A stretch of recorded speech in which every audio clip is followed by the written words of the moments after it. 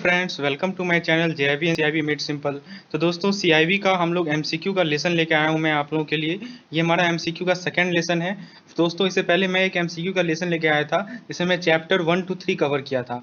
आज हम लोग चैप्टर 4 to 7 कवर करेंगे, क्योंकि इस पिछले वीक का हमारा टारगेट था कि हम लोग 7th चैप्टर तक कवर करेंगे और हम लोग सफल भी हुए उसे कवर करने में। और नेक्स्ट वीक में हम लोग उसके आगे चैप्टर 8 से लेकर मैं यूनिट 2 में भी चला जाऊंगा, मॉड्यूल बी में भी पढ़ाऊंगा आप लोगों को। तो फ्रेंड्स, इस प्रकार से हम लोग सीआईबी एग्जामिनेशन से पहले अपना एबीएम, बीएफएम और रिटेल बैंकिंग तीनों का सिलेबस कवर करेंगे दोस्तों।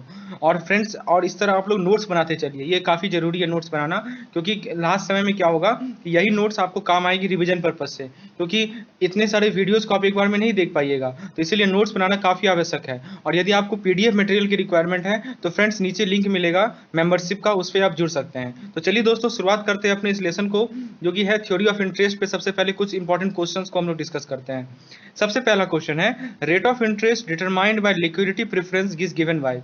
यानी कि लिक्विडिटी प्रेफरेंस के थ्रू हम लोग जो रेट ऑफ इंटरेस्ट डिटरमाइन करते हैं, पता लगाते हैं, ये थ्योरी कौन दिया था। तो देखिए, ऑप्शन ए है classical theory of interest, option B है J M Keynes theory of interest, option C है modern theory of interest, option D है Hicks and Hansen theory of interest. तो जिन लोगों ने मेरा थ्योरी ऑफ इंटरेस्ट वाला चैप्टर देखा है, मैंने अच्छे से क्लियर किया था दोस्तों कि लिक्विडिटी प्रेफरेंस जब भी आए तो आपको दिमाग में जेएम किन्स का आना चाहिए दिमाग में। इसका नाम ही है लिक्विडिटी प्रेफरेंस कर्व। ठीक है दोस्तों, जेएम किन्स। जहां तक बात है हिक्स एंड हैंसन, तो हिक्स एंड हैंसन में हम लोगों ने देखा था कि ये बेसिकली ISLM कर्व था दोस्तों, तो ये तो होगा नहीं। मॉडर्न थ्योरी ऑफ इंटरेस्ट हम लोगों ने कुछ ऐसा पढ़ा नहीं है, और classical theory of interest basically IS curve था दोस्तों। ठीक है, तो जेएम किन्स का एलएम कर्व यानी कि लिक्विडिटी प्रेफरेंस कर्व। तो जेएम किन्स का लिक्विडिटी प्रेफरेंस कर्व है, जिसके थ्रू हम लोग रेट ऑफ इंटरेस्ट का पता लगाते हैं दोस्तों। तो इस क्वेश्चन का करेक्ट आंसर होगा ऑप्शन नंबर 1। तो फ्रेंड्स, ये ध्यान रखेंगे। एक और तरीका है इसको याद रखने का। देखिए, लिक्विडिटी प्रेफरेंस में पहला वर्ड एल है, और हम क्या, और हमें पता है कि जो किन्स थ्योरी का जो दूसरा वर्ड है, किन्स थ्योरी को हम लोग लिक्विडिटी प्रेफरेंस कर्व भी कहते हैं दोस्तों। तो आप लोग ऐसे रिलेट कर सकते हैं। आइए दूसरा क्वेश्चन देखते हैं हम लोग। दूसरा क्वेश्चन में पूछा गया है, demand for money by the people depends on how they decide to balance their portfolio between money and bond in the. दोस्तों, मैंने बताया था, मैंने समझाया था दोस्तों कि पीपुल मनी का जो डिमांड है लोगों के लिए, वो इस बात पे निर्भर करता है कि वो लोग जो हैं किस तरह अपने पोर्टफोलियो को बैलेंस कर रहे हैं। ठीक है, तो अब देखिए, दो तरह से बैलेंस कर सकते हैं, या तो वो पैसा डिमांड फॉर मनी के रूप में होगा, या वो बॉन्ड के रूप में होगा। ठीक है दोस्तों, तो ये पूछा गया है कि किस तरह की इकोनॉमी में ऐसा होता है। तो ऑप्शन ए में कहा गया है ओपन इकोनॉमी, बी में कहा गया है टू एसेट इकोनॉमी, सी में कहा गया है मार्केट इकोनॉमी, और डी में कहा गया है कंट्रोल इकोनॉमी। तो दोस्तों, आपको ये पता होगा कि हमने टू एसेट इकोनॉमी की बात की थी। तो टू एसेट इकोनॉमी में क्या होता है कि लोगों के पास जो जो पैसे होते हैं, या तो वो मनी के रूप में रखते हैं या बॉन्ड के रूप में रखते हैं। और मैं और समझा दूं दोस्तों, बॉन्ड के रूप में वो तब रखते हैं जब ब्याज का दर ज़्यादा होता है, और रेस्ट केस में जब ब्याज का दर कम होता है तो वो पैसा मनी के रूप में रखते हैं दोस्तों, कैश के रूप में रखते हैं, करंट अकाउंट बैलेंस के रूप में रखते हैं। इन सभी चीज़ों को हमने डिटेल में डिस्कशन किया था अपने थ्योरी ऑफ इंटरेस्ट चैप्टर में। तो देखिए दोस्तों, जो चीज़ हम लोगों ने पढ़ा था उसको देखिए यहाँ पे हम लोग अप्लाई करना सीख रहे हैं। तो इस क्वेश्चन का करेक्ट आंसर है ऑप्शन नंबर बी। आइए थर्ड क्वेश्चन को देखते हैं। थर्ड क्वेश्चन में पूछा गया है कि हिक्स हैंसन सिंथेसिस जो है वो किसके किसके बीच का सिंथेसिस था। तो दोस्तों, हम लोगों ने पढ़ा था हिक्स हैंसन सिंथेसिस को ISLM कर्व कहते हैं। IS कर्व और LM कर्व के बीच का जो सिंथेसिस है उसे हम लोग हिक्स हैंसन सिंथेसिस कहते हैं। IS कर्व को बता दूं दोस्तों आप लोगों को कि क्लासिकल कर्व होता है, LM कर्व हमारा लिक्विडिटी प्रेफरेंस कर्व है। तो दोस्तों, और एलएम कर्व का दूसरा नाम है हमारा JM Keynes theory, liquidity preference theory. तो इसीलिए इस क्वेश्चन का जो करेक्ट आंसर होगा वो होगा हमारा option number C, classical and JM Keynes. ठीक है दोस्तों, चलिए आगे देखते हैं क्वेश्चन नंबर 4।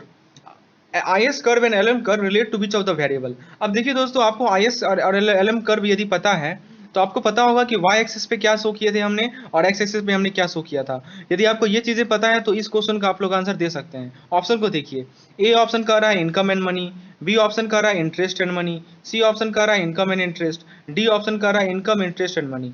तो डी को तो ऐसा ही हटा दीजिए, क्योंकि हम लोगों ने देखा था कि जो हमारा ISLM कर्व था वो हमने प्लॉट किया था 2D ग्राफ पे, जिसमें केवल x एक्सिस था और y एक्सिस था, तीन पैरामीटर तो थे ही नहीं, तो ऑप्शन डी तो गया। अब ऑप्शन ए बी सी में से क्या होगा दोस्तों। तो दोस्तों, इनकम एंड मनी, तो इनकम और मनी के बीच में, यानी कि मनी डिमांड और इनकम का कोई मतलब ही नहीं बनता है। इंटरेस्ट और मनी, तो रेट ऑफ इंटरेस्ट और मनी डिमांड के बीच में हम लोगों ने देखा था दोस्तों, वो उसे कहते हैं मनी डिमांड कर्व, वो हमारा ISLM कर्व नहीं था दोस्तों। तो इसका करेक्ट आंसर होगा ऑप्शन नंबर सी, यानी कि इनकम एंड इंटरेस्ट। तो इस मेथड को हम लोग कहते हैं ऑप्शन इलिमिनेशन मेथड। हम लोग क्या कर रहे हैं, हम ऑप्शन को इलिमिनेट कर रहे हैं दोस्तों। हम अपने अपने तथ्य के थ्रू, अपने फैक्ट के थ्रू ऑप्शन को इलिमिनेट कर रहे हैं। तो इस क्वेश्चन का करेक्ट आंसर है income and interest, option number C. तो आप लोग याद रखेंगे कि जो हमारा ISLM कर्व होता है दोस्तों, इस तरह के क्वेश्चन लगातार पूछे जाते हैं हमारे EVM में। तो आप लोग इन तीन तरह के क्वेश्चन को प्रैक्टिस कीजिए। तो ISLM कर्व में इनकम और इंटरेस्ट के बीच का ग्राफ ड्रॉ किया जाता है। चलिए आगे बढ़ते हैं, हम लोग फिफ्थ क्वेश्चन पे आते हैं। हिग्स हैंसन, फिर से देखिए हिग्स हैंसन पे क्वेश्चन है। Hicks and Hansen the equilibrium rate of interest come at a point. तो हिग्स एंड हैंसन के द्वारा ये कहा गया था कि जो इक्विलिब्रियम रेट ऑफ इंटरेस्ट होता है वो किस पॉइंट पे होता है, कि जहाँ पे IS कर्व और मनी सप्लाई इंटरसेक्ट करे, जहाँ पे IS कर्व और इनकम कर्व इंटरसेक्ट करे, जहाँ पे IS और LM कर्व इंटरसेक्ट करे, और डी में कह रहा है जहाँ LM and supply curve intersect करे।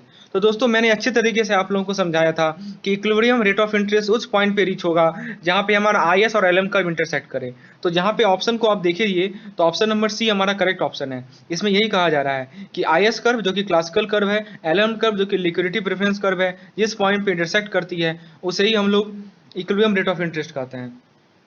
अब देखिए अगला क्वेश्चन 6 नंबर है। As per Keynes if rate of interest is high people hold their portfolio. अभी मैंने बात किया था दोस्तों, लोगों के पास दो ऑप्शन है अपने पोर्टफोलियो को रखने का, एक तो वो पैसा के फॉर्म में रखेंगे और एक दूसरा है कि वो बॉन्ड के फॉर्म में रखेंगे। यहाँ पे क्वेश्चन पूछ रहा है आपसे कि कीन्स के द्वारा जो थ्योरी दी गई थी उसके अनुसार यदि ब्याज दर ज्यादा होगा तो लोग किस रूप में पैसा रखेंगे। ऑप्शन को देखिए, ए में कहा जा रहा है मोर इन बॉन्ड्स, यानी कि बॉन्ड्स में ज्यादा पैसा रखेंगे। बी में कहा जा रहा है मोर कैश या बैंक डिपॉजिट, यानी कि कैश या बैंक डिपॉजिट लोग अपना बढ़ाएंगे। सी में कह रहा है इन बैलेंस पोजीशन, यानी कि दोनों में इक्वल इक्वल रखेंगे। और डी में कह रहा है किसी में नहीं रखेंगे। तो दोस्तों मैं फिर से बता दूं, जब रेट ऑफ इंटरेस्ट ज्यादा होगा तो लोग बॉन्ड में पैसा इन्वेस्ट करना प्रीफर करते हैं ताकि उनसे ज्यादा से ज्यादा फायदा हो। बिकॉज लोगों का ऑब्जेक्टिव क्या है दोस्तों, वो प्रॉफिट गेन करना चाहते हैं। In order to get profit what they do, they try to invest the money in the bond. Okay, so when rate of interest is high, people preference would be bond. So its correct answer will be option number A. ठीक है दोस्तों, देखिए एक एक चीजों को clear करते चलना है। हम लोगों ने जो भी चीज पढ़ा है उसे देखना है कि हम लोग अप्लाई कर पा रहे हैं या नहीं कर पा रहे हैं, because this plays a very important role. Okay दोस्तों, तो जिन लोगों को अभी समझने में दिक्कत हो रही है वो मेरे थ्योरी ऑफ इंटरेस्ट के थ्योरेटिकल पोर्शन को एक बार जाके देखें, एकदम क्रिस्टल क्लियर सब कुछ होगा दोस्तों। आइए 7 नंबर क्वेश्चन को देखते हैं। If money supply remains constant and there is increase in rate of interest, the money demand will। इसी तरह का क्वेश्चन आपसे आपके CIB के एग्जामिनेशन में पूछा जाएगा। ये क्वेश्चन आपको कहीं बुक में लिखा हुआ नहीं मिलेगा दोस्तों, ये एप्लीकेशन बेस्ड क्वेश्चन है। आप अपने दिमाग को चला पा रहे हैं या ना चला पा रहे हैं, इससे ये जज होता है दोस्तों। तो क्या कह रहा है कि मनी सप्लाई को हमने फिक्स कर दिया और हमने रेट ऑफ इंटरेस्ट को बढ़ाया, तो मनी डिमांड पे क्या इफेक्ट पड़ेगा, ये पूछा गया है दोस्तों। तो आप बताइए खुद दोस्तों। तो फ्रेंड्स ऑप्शन को देखिए, ऑप्शन ए कर रहा है will remain constant, option B कर रहा है डिक्लाइंस, ऑप्शन सी कर रहा है इंक्रीज, ऑप्शन डी कर रहा है एनी ऑफ द अबव। अब मैं इसे अच्छे तरीके से समझाता हूँ। जिन जिन जिन दोस्तों ने मेरे वीडियो को नहीं देखा है कृपया कर वो वीडियो जाकर देखें और क्रिस्टल क्लियर होगा चीजें, लेकिन यहाँ पे मैं शॉर्ट में समझाने का प्रयास कर रहा हूँ दोस्तों। देखिए मनी सप्लाई को आपको याद होगा कि वो वर्टिकल कर्व होता था, वर्टिकल लाइन होता था बेसिकली, तो उसको हमने फिक्स कर रखा है और हम क्या कर रहे हैं, रेट ऑफ इंटरेस्ट को बढ़ा रहे हैं। तो आप बताइए दोस्तों, अभी अभी हमने देखा था कि पीपल के पास, लोगों के पास पोर्टफोलियो के लिए दो चीज है, एक तो या तो वो पैसा के फॉर्म में रखना चाहेंगे कैश के फॉर्म में, या तो वो बॉन्ड के फॉर्म में। अभी मैंने बताया था कि सप्लाई को यदि आप फिक्स कर दो, मनी सप्लाई को फिक्स कर दो, और वो जनरली फिक्स ही रहता है क्योंकि मनी सप्लाई का कंट्रोल हमारी सरकार के हाथों में होता है। ठीक है दोस्तों, तो मनी सप्लाई को जनरली हम लोग फिक्स करते हैं। तो ब्याज दर यदि बढ़ा रहे हैं दोस्तों तो क्या होगा, आप खुद बताइए। लोग क्या कैश रखना पसंद करेंगे? बिल्कुल नहीं, वो चाहेंगे कि मेरा ज्यादा से ज्यादा पैसा बॉन्ड के फॉर्म में जाए। तो दोस्तों मनी का डिमांड जो है वो क्या होगा, आप बताइए। मनी का डिमांड घटेगा। मनी का डिमांड घटने का क्या मतलब है दोस्तों, कैश का डिमांड, लिक्विडिटी का बात हो रही है दोस्तों, तो मनी का डिमांड घटेगा। तो इस क्वेश्चन का करेक्ट आंसर है ऑप्शन नंबर बी, 7 का आंसर ऑप्शन नंबर बी। तो दोस्तों मैं जो तरीका आपको समझा रहा हूँ, मैं एकदम आपको बेसिक से स्टार्ट कर रहा हूँ और आपको सोचने का तरीका बता रहा हूँ कि इस पार्टिकुलर क्वेश्चन को इस तरह से सोचना है। तो दोस्तों चलिए इस प्रकार से हम लोगों ने अपने थ्योरी ऑफ इंटरेस्ट के 8 क्वेश्चन को डिस्कस किए।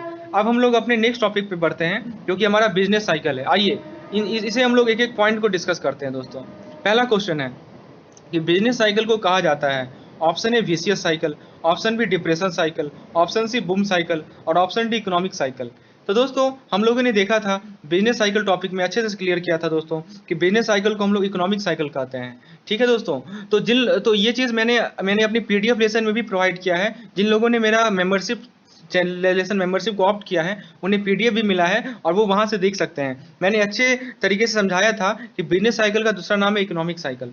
तो दोस्तों क्वेश्चन 1 का करेक्ट आंसर है ऑप्शन नंबर डी। आइए दूसरा क्वेश्चन देखते हैं हम लोग। दूसरा क्वेश्चन में पूछा गया है अ वेव ऑफ प्रॉस्पेरिटी और depression in one industry affect another in a business cycle, what is this property called. तो फ्रेंड्स यहाँ पे पूछा गया है कि यदि प्रॉस्पेरिटी का वेव है या डिप्रेशन का वेव है किसी एक इंडस्ट्री में और उसके कारण जो है दूसरे इंडस्ट्री को भी इफेक्ट हो रहा है किसी बिजनेस साइकिल में, तो इस प्रॉस्पेरिटी को क्या कहा जाएगा। आइए देखिए, वो इस प्रॉपर्टी को कहा जाएगा, सॉरी इस गुण को क्या कहा जाएगा। मैं फिर से समझा रहा हूँ। मान लीजिए आपका एक इंडस्ट्री है, आपके इंडस्ट्री में क्या हुआ, प्रॉस्पेरिटी हुआ, आपका इंडस्ट्री जो है लाभ में रहा, या आपके इंडस्ट्री में डिप्रेशन आ गया, तो उसके कारण क्या हुआ कि आपके दोस्त का भी इंडस्ट्री में सेम सिचुएशन आ गया। तो ऐसा प्रॉपर्टी बिजनेस साइकिल का है, इसे हम लोग क्या कहते हैं। मैंने अच्छे तरीके से समझाया था दोस्तों इन चीजों को। जिन लोगों को समझने में दिक्कत हो रही है वो उनमें कुछ नहीं करना है, वो हमारे क्रैश कोर्स का जो 5वां लेसन है, छठा डे को मैं समझाया था इस टॉपिक को, यानी कि कल मैं समझाया था, तो उन्हें जाकर देखें, इसके एकदम सब कुछ क्लियर होगा। ऑप्शन को देखते हैं, ठीक है। अब business cycle is a wave, option B कह रहा है business cycle is synchronic, option C कह रहा है cyclical fluctuation are recurring, option D कह रहा है एनी ऑफ द अबव। तो दोस्तों मैंने बताया था कि यहाँ पे साइंक्रोनिक फीचर है, साइंक्रोनिक नेचर होता है बिजनेस साइकिल का। साइंक्रोनिक का क्या मतलब हुआ, यदि एक इंडस्ट्री में कुछ होगा तो उसका इफेक्ट दूसरे इंडस्ट्री पे भी सेम पड़ता है, इसे ही हम लोग कहते हैं साइंक्रोनिक। नाम से ही क्लियर है दोस्तों, साइन मतलब होता है सेम, ठीक है दोस्तों। तो साइन मतलब होता है सेम, तो एक इंडस्ट्री का इफेक्ट दूसरे इंडस्ट्री पे सिमिलर वे में यदि पड़े तो हम लोग कहते हैं ऐसे फीचर को कि बिजनेस साइकिल हमारा साइंक्रोनिक नेचर का है। तो इस क्वेश्चन का करेक्ट आंसर होगा हमारा ऑप्शन नंबर बी। समझ में आ गया होगा आप लोगों को। आगे बढ़ते हैं। तीसरा क्वेश्चन ये पूछा गया है विच of the following is not correct, इनमें से कौन सा गलत है। दोस्तों क्वेश्चन को ध्यान से पढ़िए। बहुत बार गलती क्या करते हैं आप लोग, नॉट करेक्ट को छोड़ देते हैं, आप करेक्ट को ढूंढने लगते हैं, इससे आपका टाइम भी जाता है और क्वेश्चन भी गलत करके आते हैं दोस्तों। तो इसीलिए क्वेश्चन के स्टेटमेंट को ध्यानपूर्वक पढ़ना काफी आवश्यक है। चलिए हमने ध्यान से पढ़ लिया कि यहाँ पे नॉट करेक्ट लिखा हुआ है। अब ऑप्शन को देखिए दोस्तों। पहला ऑप्शन कह रहा है various phases in a business cycle are repeated. Option B कह रहा है there can not be a definite boom और डिप्रेशन पीरियड। ऑप्शन सी कह रहा है there are 4 phases in business cycle. Option D कह रहा है upward movement are sudden then downward. अब देखिए दोस्तों, जिन लोगों को बिजनेस साइकिल का कैरेक्टरिस्टिक्स पता होगा वो तुरंत आंसर दे देंगे और जिन्हें नहीं पता होगा वो कुछ नहीं कर पाएंगे। तो फ्रेंड्स यहाँ पे पूछा गया है कौन सा करेक्ट नहीं है, तो आइए तो पहले हम लोग ये देख लें कि कौन सा करेक्ट है। ऑप्शन नंबर 1 की बात करते हैं। इसमें कहा गया है कि जो फेजेस है वो रिपीटेड है। हम लोगों ने 4 फेजेस को डिस्कस किए थे दोस्तों, आपको याद होगा। एक था बूम, एक था डिप्रेशन, एक था रिकवरी और एक था हमारा रेसेशन। ये 4 फेजेस थे दोस्तों। तो फ्रेंड्स ऐसा होता है कि यदि अभी बूम फेज है तो उसके बाद हमारा अगला फेज आएगा, अगला फेज आएगा, फिर से बूम फेज आएगा। तो यानी कि बिजनेस साइकिल का जो फेजेस है वो रिपीट करते हैं दोस्तों। तो ये तो सही है हमारा। बी में कहा जा रहा है कि there can not be a definite boom और डिप्रेशन पीरियड। ये भी सही है। हम प्रेडिक्ट तो कर नहीं सकते हैं दोस्तों, मैंने बताया था कि ये अनप्रेडिक्टेबल है। तो कोई डेफिनेट पीरियड नहीं है दोस्तों, कि श्योर नहीं कर सकते कि बूम ही होगा या डिप्रेशन ही पीरियड होगा। अब सी में देखिए क्या कर रहा है, there are 4 phases in business cycle. तो दोस्तों ये भी सही है कि बिजनेस साइकिल में 4 फेजेस होते हैं, ये भी सही है। डी में कह रहा है कि अपवार्ड मूवमेंट ज्यादा सडन होता है डाउनवर्ड से। ये गलत है दोस्तों, ऐसा हम लोगों ने कुछ नहीं पढ़ा है। तो इस क्वेश्चन का करेक्ट आंसर है डी, यानी कि डी हमारा इनकरेक्ट है। ठीक है दोस्तों, आइए 4th नंबर को देखते हैं। Crisis phase is also known as. तो क्रिसिस फेज किसे कहते हैं, रिकवरी को कहते हैं, बूम को कहते हैं, रिसेशन को कहते हैं और डिप्रेशन को कहते हैं। इन चारों में से किसे कहते हैं क्रिसिस। तो फ्रेंड्स आप लोगों को पता होगा कि क्रिसिस जो है हमारा, वो हमारा होता है रिसेशन। रिसेशन पीरियड को ही क्रिसिस कहा जाता है। इसको मैंने अच्छे तरीके से समझाया था। तो ये कीवर्ड है, इसको आप लोग नोट कर लेंगे कि क्रिसिस फेज यानी कि रिसेशन फेज। चलिए इसके बाद 5वां क्वेश्चन है हमारा situation when supply exceed demand. अब दोस्तों क्वेश्चन में पूछा गया है कि सप्लाई यदि डिमांड से बढ़ रहा है तो ऐसी सिचुएशन को क्या कहते हैं दोस्तों। रिकवरी कहते हैं, बूम कहते हैं, रिसेशन कहते हैं और डिप्रेशन कहते हैं। तो इसका जवाब वही दे पाएंगे जिनका कंसेप्ट क्लियर होगा। और कंसेप्ट क्लियर करने के लिए मेरे पिछले वीडियो में जाइए, जिसका लिंक आपको डिस्क्रिप्शन में मिलेगा। अभी मैं आप लोगों को इसके बारे में संक्षेप में समझाता हूँ। देखिए दोस्तों, सबसे पहला जो फेज था हमारा वो था बूम वाला। बूम वाले में शुरुआत में क्या होता है कि डिमांड बहुत ज़्यादा रहता है चीज़ों का, लोगों के पास ज़्यादा डिमांड रहता है। फिर क्या हुआ, धीरे धीरे बूम के बाद क्या हुआ, बूम के बाद आता है रिसेशन। आखिर बूम के बाद रिसेशन क्यों आया, क्योंकि ऐसा हुआ कि डिमांड इतना ज़्यादा हो गया कि चीज़ें की महंगाई बहुत बढ़ गई। अब महंगाई बढ़ गई तो क्या हुआ, लोग कम से कम कंज्यूम करना शुरू किए। इस कारण से दोस्तों डिमांड हमारा घट गया और तब आता है हमारा रिसेशन। रिसेशन में क्या होता है कि सप्लाई तो अपने ओरिजिनल रेट से ही है लेकिन डिमांड घट गया। तो यहाँ देखिए सप्लाई ओरिजिनल रेट से है और डिमांड हमारा घट गया, इसे ही तो कहते हैं हम लोग। यही तो क्वेश्चन में कहाँ पूछा गया है कि ऐसा सिचुएशन कौन सा है, ऐसी कौन सी परिस्थिति है जिसमें सप्लाई जो है वो हमारे डिमांड से ज़्यादा है दोस्तों। ठीक है, आपूर्ति हमारी खपत से ज़्यादा है, तो ऐसे हम लोग कहते हैं दोस्तों रिसेशन। ठीक है, इसे हम लोग क्या कहते हैं, रिसेशन। यानी कि इसका करेक्ट आंसर होगा ऑप्शन नंबर सी। और भी दोस्तों ये जो रिकवरी डिप्रेशन, इसके बारे में मैंने डिटेल में समझाया है। और आपको पता होगा दोस्तों डिप्रेशन को हम लोग कहते हैं अंडर एम्प्लॉयमेंट, इसके लिए भी कीवर्ड है। तो दो कीवर्ड आप लोग याद रखेंगे, जब भी क्रिसिस बोला जाए तो रिसेशन याद रखेंगे, जब भी अंडर एम्प्लॉयमेंट बोला जाए तो डिप्रेशन याद रखेंगे। तो देखिए एक हॉलिस्टिक तरह से प्रिपेयर कर रहे हैं, आपको मैं एक क्वेश्चन के थ्रू 4 क्वेश्चन का आंसर बता रहा हूँ। तो ये तरीका आप लोग को अपनाना है प्रिपरेशन में। चलिए आगे बढ़ते हम लोग अपने चैप्टर नंबर 7 पे, जो कि इकोनॉमिक रिफॉर्म था, उसके बेसिस पे कुछ ऑब्जेक्टिव क्वेश्चन को डिस्कस करते हैं। तो मैं फिर से कहूंगा जिन लोगों ने इसका वीडियो लेसन नहीं देखा है वो क्रैश कोर्स के प्लेलिस्ट में जाएं, नीचे आपको डिस्क्रिप्शन में मिल जाएगा और वहां पे आप लोग इस पर क्लिक करके देख सकते हैं। देखिए पहला क्वेश्चन में पूछा गया है structural reforms was initiated in the year. तो स्ट्रक्चरल रिफॉर्म्स किस साल में आया था?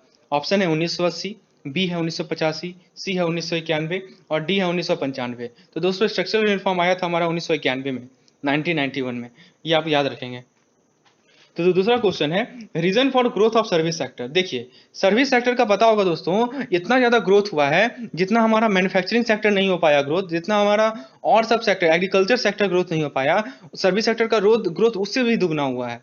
तो आखिर क्या रीजन था, क्या कारण है ऐसा ग्रोथ होने का, ये पूछा गया है। तो ऑप्शन ए कह रहा है synergies provided by manufacturing sectors, B कह रहा है liberalisation of financial sector, C कह रहा है policy initiative with regard to information technology और डी कह रहा है ऑल। तो दोस्तों ये सभी के सभी सही हैं।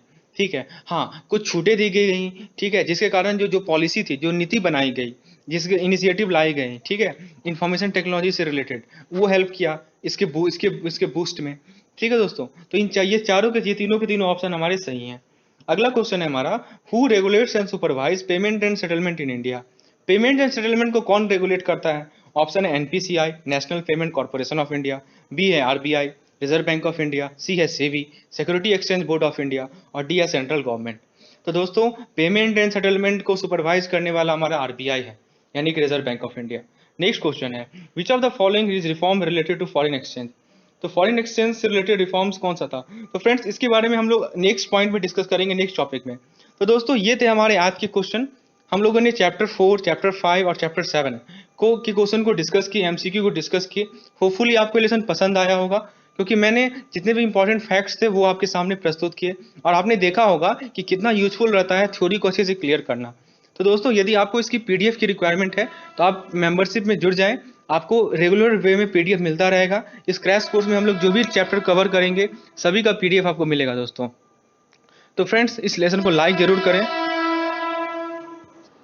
चैनल को सब्सक्राइब करें और दोस्तों इसके शेयर करें, और भी लोगों को जोड़ें जो भी सीआईबी की प्रिपरेशन कर रहे हैं, उन्हें भी जोड़ें इस चैनल के साथ, ताकि वो भी फ्रीली, ऑफ कोर्स ऑब्वियसली ये सारे वीडियोस आप ही के लिए हैं, तो फ्री वे में वो लोग प्रिपेयर कर पाएँ। ठीक है दोस्तों, धन्यवाद। Friends welcome to my channel JIB and CIB made simple. तो दोस्तों आज मैं आप लोगों के साथ शेयर कर रहा हूं अपने एवीएम के मॉड्यूल सी का ऑब्जेक्टिव क्वेश्चंस। आज मैं आप लोगों के सामने एमसीक्यूज लेकर आया हूं। तो फ्रेंड्स जिन लोगों ने मेरा एवीएम मॉड्यूल सी का वीडियो लेसन्स देखा है, मैंने 6 या 7 वीडियो लेसन्स आप लोगों को प्रोवाइड किए हैं, तो उन्हें ये एमसीक्यू करने में काफ़ी आसानी होगी। और फ्रेंड्स आप लोग अंतिम तक बने रहिए इस लेसन में। मैं आप लोगों को एक क्वेश्चन से 4-5 कंसेप्ट समझाने वाला हूँ। यानी कि यदि मैं एक क्वेश्चन आपको करा रहा हूँ तो समझिए कि उस क्वेश्चन से आप लोग 4-5 चीज़ें को सीख रहे हैं। यदि आप लोग पहले से जानते हैं तो और अच्छी बात है, नहीं जानते हैं तो निश्चित रूप से आप इस लेसन में सीख के जाइएगा। और दोस्तों ये जो क्वेश्चंस लिए गए हैं एकदम इसी से क्वेश्चन आने वाले हैं हमारे सीआईबी के एग्जामिनेशन में, तो आप इसकी इंपॉर्टेंस समझ सकते हैं। मैं बार बार कहता हूं कि प्रैक्टिस बहुत इंपॉर्टेंट रोल प्ले करता है। तो आइए आज हम लोग प्रैक्टिस ही करने वाले हैं दोस्तों। चलिए दोस्तों शुरुआत करते हैं अपने इस लेसन को अपने पहले क्वेश्चन से। Dash is for learning to prepare the individual for different but identified job. अब एक है डेवलपमेंट, दूसरा है ट्रेनिंग, तीसरा है ऑन जॉब ट्रेनिंग और चौथा है एजुकेशन। दोस्तों आइए सबसे पहले इन चारों चीज को एक बार फिर से रिकॉल करते हैं दोस्तों। देखिए फ्रेंड्स मैंने आप लोगों को बताया था ट्रेनिंग में क्या होता है, ट्रेनिंग में किसी भी इंडिविजुअल का उसके प्रेजेंट जॉब में परफॉर्मेंस इंप्रूवमेंट का काम होता है, यानी कि learning related to his present job. अभी जो जॉब कर रहा है उससे रिलेटेड लर्निंग है तो ट्रेनिंग कहलाएगा।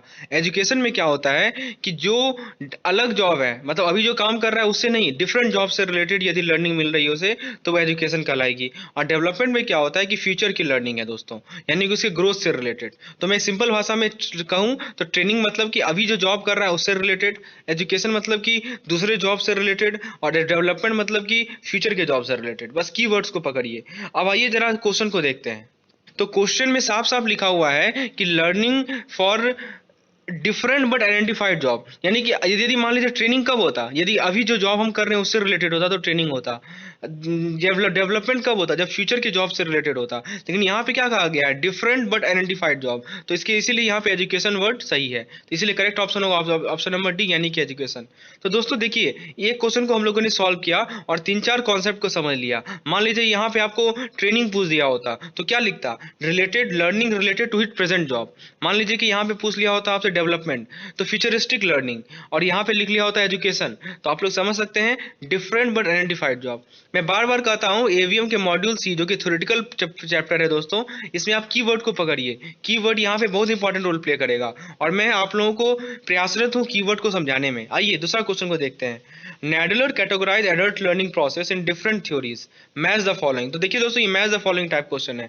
ऐसा ही क्वेश्चन आपको एग्जामिनेशन में आएगा।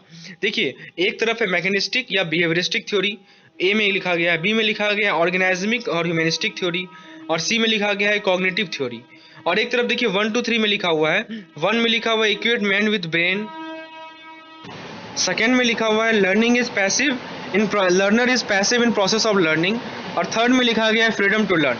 तो दोस्तों, इस क्वेश्चन को बनाने से पहले एक बार क्विकली रिकॉल कर लेते हैं अपने इन तीनों थ्योरी को, जो कि मैंने अपने वीडियो लेसन में अच्छे तरीके से समझाया था, और बहुत लोगों को कीवर्ड भी याद करवाया था दोस्तों। तो जिन लोगों ने मेरा वो वीडियो देखा है तो उन्हें जरूर निश्चित रूप से उन्हें आसानी होगी इन सभी क्वेश्चन को सॉल्व करने में।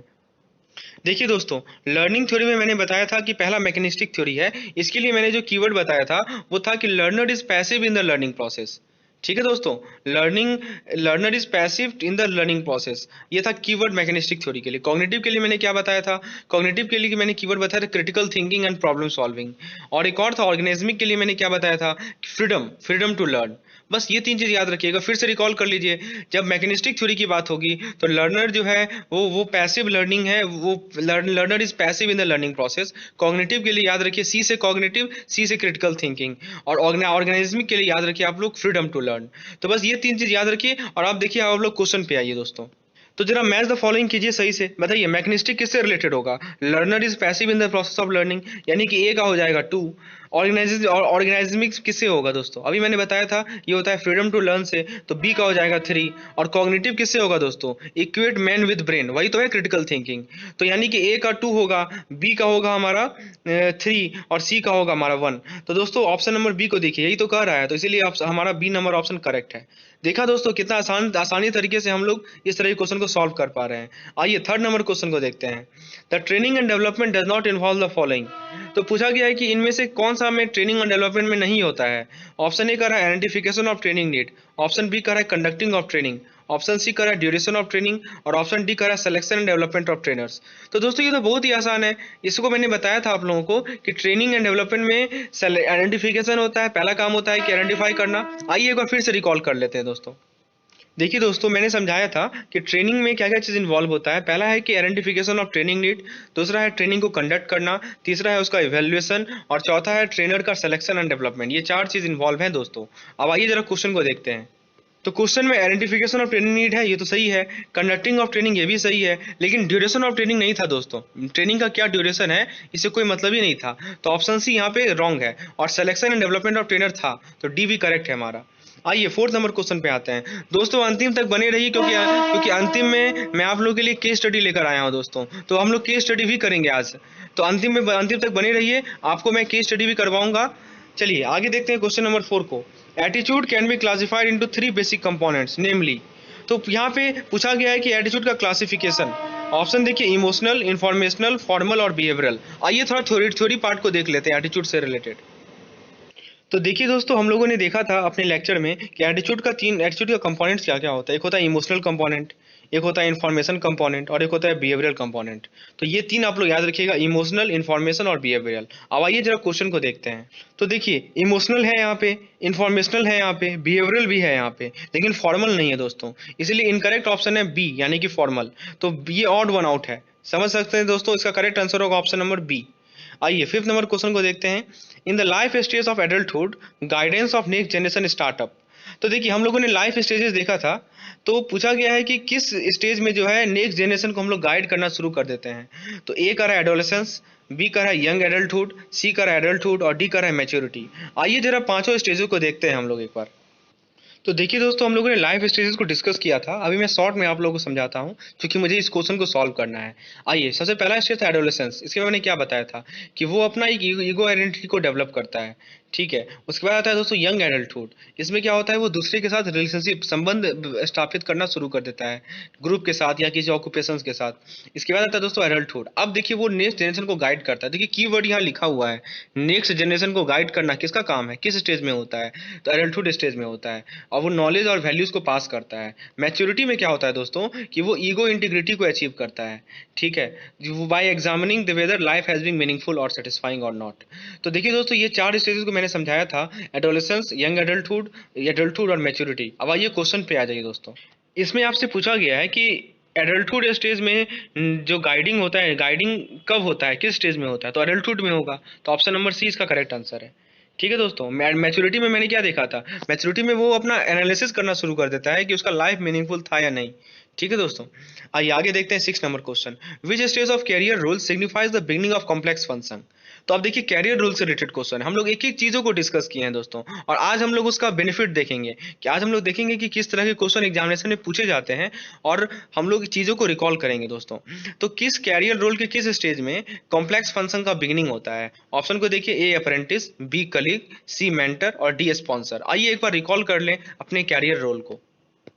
देखिए दोस्तों, कैरियर रोल में सबसे पहला आता है अप्रेंटिस। यहाँ पे क्या होता है, कैरियर का बिगनिंग होता है। वो रूटीन वर्क करता है सुपरवाइजर के मेंटर के सुपरविजन में। दूसरा है हमारा कलीग। कलीग क्या होता है, यहाँ पे वो इंडिपेंडेंट कंट्रीब्यूशन देना शुरू करता है। अब वो सुपरवाइजर पे कम डिपेंडेंट होता है। तीसरा होता है मेंटर। यहाँ पे कॉम्प्लेक्स फंक्शन का बिगनिंग होता है। यही तो कीवर्ड है दोस्तों, मेंटर वाले स्टेज में, मेंटर वाली कैरियर रोल में कॉम्प्लेक्स फंक्शन का बिगनिंग होता है, ये ध्यान रखिएगा। और स्पॉन्सर में क्या होता है, स्पॉन्सर में क्या होता है, broaden perspective and think long term. तो सबसे लास्ट होता है दोस्तों हमारा स्पॉन्सर। तो ये चार आप लोग कैरियर का रोल्स याद रखिएगा दोस्तों। अब आ जाइए इस क्वेश्चन पे। इसमें क्या पूछा गया है कि किस स्टेज में, कैरियर रोल के किस स्टेज में कॉम्प्लेक्स फंक्शन का बिगनिंग होता है। तो हम लोगों ने अभी तुरंत देखा है कि वो स्टेज है मेंटर, ठीक है दोस्तों। तो इसका करेक्ट आंसर होगा ऑप्शन नंबर सी।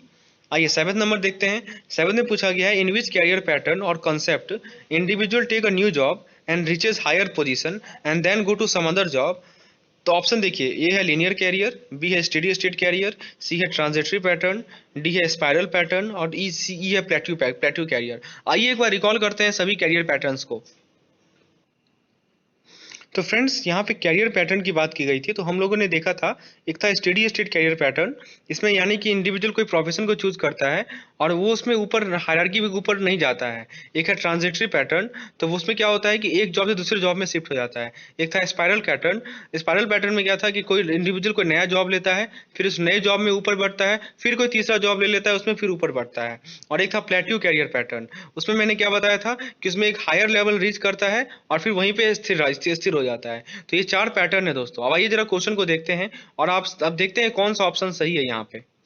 तो फ्रेंड्स, क्वेश्चन में पूछा गया था कि इंडिविजुअल कोई नया जॉब लिया, उसमें हायर पोजीशन में पहुंचा, फिर दूसरा जॉब लिया। तो इसे हम लोग क्या कहते हैं, स्पाइरल पैटर्न कहते हैं। लीनियर पैटर्न में मैंने समझा दिया और सभी को मैंने आप लोगों को समझा दिया। आगे देखते हैं क्वेश्चन नंबर 8 में। Adjusting with one team expectation and norms comes under which stage of group formation and group behaviour. Option A forming, option B storming, option C norming, option D conforming, option E performing. तो दोस्तों, बगल में मैंने इसका simple meaning लिख दिया है, इसीलिए आप लोग ध्यान रखिएगा। फॉर्मिंग का मतलब होता है अवेयरनेस, स्टॉर्मिंग का मतलब होता है कन्फ्लिक्ट, नॉर्मिंग का मतलब होता है कॉपरेशन, कन्फॉर्मिंग का मतलब होता है एडजस्टमेंट और परफॉर्मिंग का मतलब होता है प्रोडक्टिविटी। तो दोस्तों, जैसा कि नाम से ही क्लियर है, एडजस्टिंग लिखा हुआ यानी कि एडजस्टमेंट होगा। तो एडजस्टमेंट किस में आता है, तो कन्फॉर्मिंग में आता है। तो इसका करेक्ट आंसर होगा 8 नंबर का ऑप्शन नंबर डी। ठीक है दोस्तों, आगे देखते हैं 9th नंबर क्वेश्चन में, which one is Johari's window concept of looped and income of self awareness is also known as private. तो area, arena, close, dark, blind. आइए जरा एक बार जोहारी विंडो को कंसेप्ट को एक बार शॉर्ट में देख लेते हैं दोस्तों। तो फ्रेंड्स आपके सामने है जोहारी विंडो जो कि लुप्ट एंड इनकम ने दिया था। आप देख सकते हैं known to other and known to self में है arena, known to other not known to self है blind, not known to other and known to self में है क्लोज। तो प्राइवेट का मतलब क्या हुआ, जो कि हमें पता है लेकिन दूसरे लोगों को नहीं पता है दोस्तों, तो वो क्या होगा, हमारा क्लोज होगा। तो इस टेबल को आप लोग दिमाग में रखिएगा दोस्तों। एक है एरेना, एरेना मतलब कि दोनों को पता है। ब्लाइंड का मतलब कि हमें नहीं पता है लेकिन बाकी लोगों को पता है। फिर तीसरा है क्लोज, क्लोज का मतलब कि केवल हमें पता है, बाकी लोगों को नहीं पता है। और यदि किसी दोनों को नहीं पता है तो वो डार्क कहलाता है दोस्तों। तो फ्रेंड्स यहाँ पे साफ साफ कहा गया है प्राइवेट, प्राइवेट का मतलब कि मुझे पता है लेकिन बाकी लोगों को नहीं पता है, तो ये आ जाएगा क्लोज के अंदर। ठीक है दोस्तों, इसका करेक्ट आंसर होगा ऑप्शन नंबर सी यानी कि क्लोज। आइए अब हम लोग एक एक केस स्टडी करते हैं दोस्तों। तो फ्रेंड्स ये क्वेश्चन नंबर 10 है, इसके बाद हम लोग केस स्टडी करेंगे। इसमें क्या पूछा गया है देखते हैं। Ravi is working as general manager of ABC corporation. He is trustworthy, open to other ideas and accept suggestion and have better self awareness. तो रवि के बारे में कहा गया है कि वो जनरल मैनेजर है किसी एबीसी कंपनी का, वो ट्रस्ट वर्दी है, वो आइडियाज से ओपन है, और वो क्या करता है, सजेशन को एक्सेप्ट करता है, उसे बेटर सेल्फ अवेयरनेस है, और अच्छा फीडबैक लेता है दूसरों से, और अच्छा डिस्क्लोजर बताता है दोस्तों। तो मिस्टर रवि जो है किस स्टेज में है, एरेना में है, क्लोज में है, ब्लाइंड में है, यानी तो डार्क में है। तो ऑब्वियस सी बात है, जहाँ पे सब कुछ बता रहा हूँ, मैं भी डिस्क्लोज कर रहा हूँ और दूसरे की बातों को भी मैं सुन रहा हूँ, मतलब मैं भी दूसरे को नोन हूँ और खुद को भी नोन, तो उसे एरेना कहा जाता है दोस्तों। इसलिए इसका करेक्ट आंसर होगा ऑप्शन नंबर ए, एरेना। यदि मान लीजिए कि मैं प्राइवेट चीजों को प्राइवेट रख रहा हूँ, अपने तक ही रख रहा हूँ, तो मैं किस स्टेज में हूँ, मैं हूँ दोस्तों क्लोज स्टेज में। और यदि मान लीजिए कि दूसरे लोग केवल जान रहे हैं मेरे बारे में और मैं खुद अपने अपने आप को नहीं जान रहा हूँ, तो वो है हमारा ब्लाइंड स्टेज। तो यही है दोस्तों हमारा जोहारी विंडो कॉन्सेप्ट। अब हम लोग एक केस स्टडी को देखते हैं। Mister Shri Prasad is in charge of HR department of ABC bank. तो मिस्टर श्री प्रसाद जो है वो एबीसी बैंक के एचआर डिपार्टमेंट के चार्ज हैं। Is of opinion that all youngster of today's are useless and have no character. Till recently he had no problem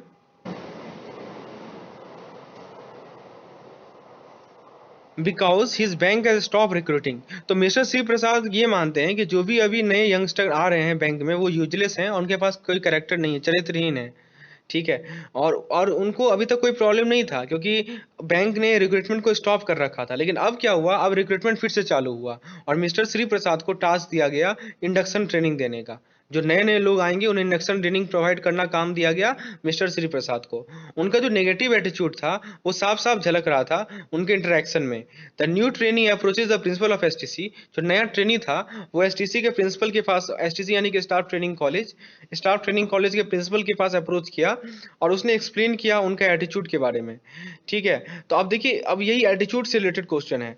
तो अब देखिए क्वेश्चन पूछा गया है, attitude has the following dimension. Option A emotional, option B informational, option C behavioural, option D educational, option E all the above, option F A B and C. तो दोस्तों इस question को हम लोग इसी सेशन में डिस्कस किए हैं। एटीट्यूड को हम लोगों ने बताया था कि एक होता है इमोशनल, एक होता है इंफॉर्मेशनल और एक होता है बिहेवियरल। एजुकेशनल टाइप का कोई एटीट्यूड नहीं होता है दोस्तों। तो इसका करेक्ट आंसर होगा option number F, A B and C. Question number 2 देखते हैं। The students want to know whether attitude can be change. Student जानना चाहते हैं कि क्या एटीट्यूड बदला जा सकता है।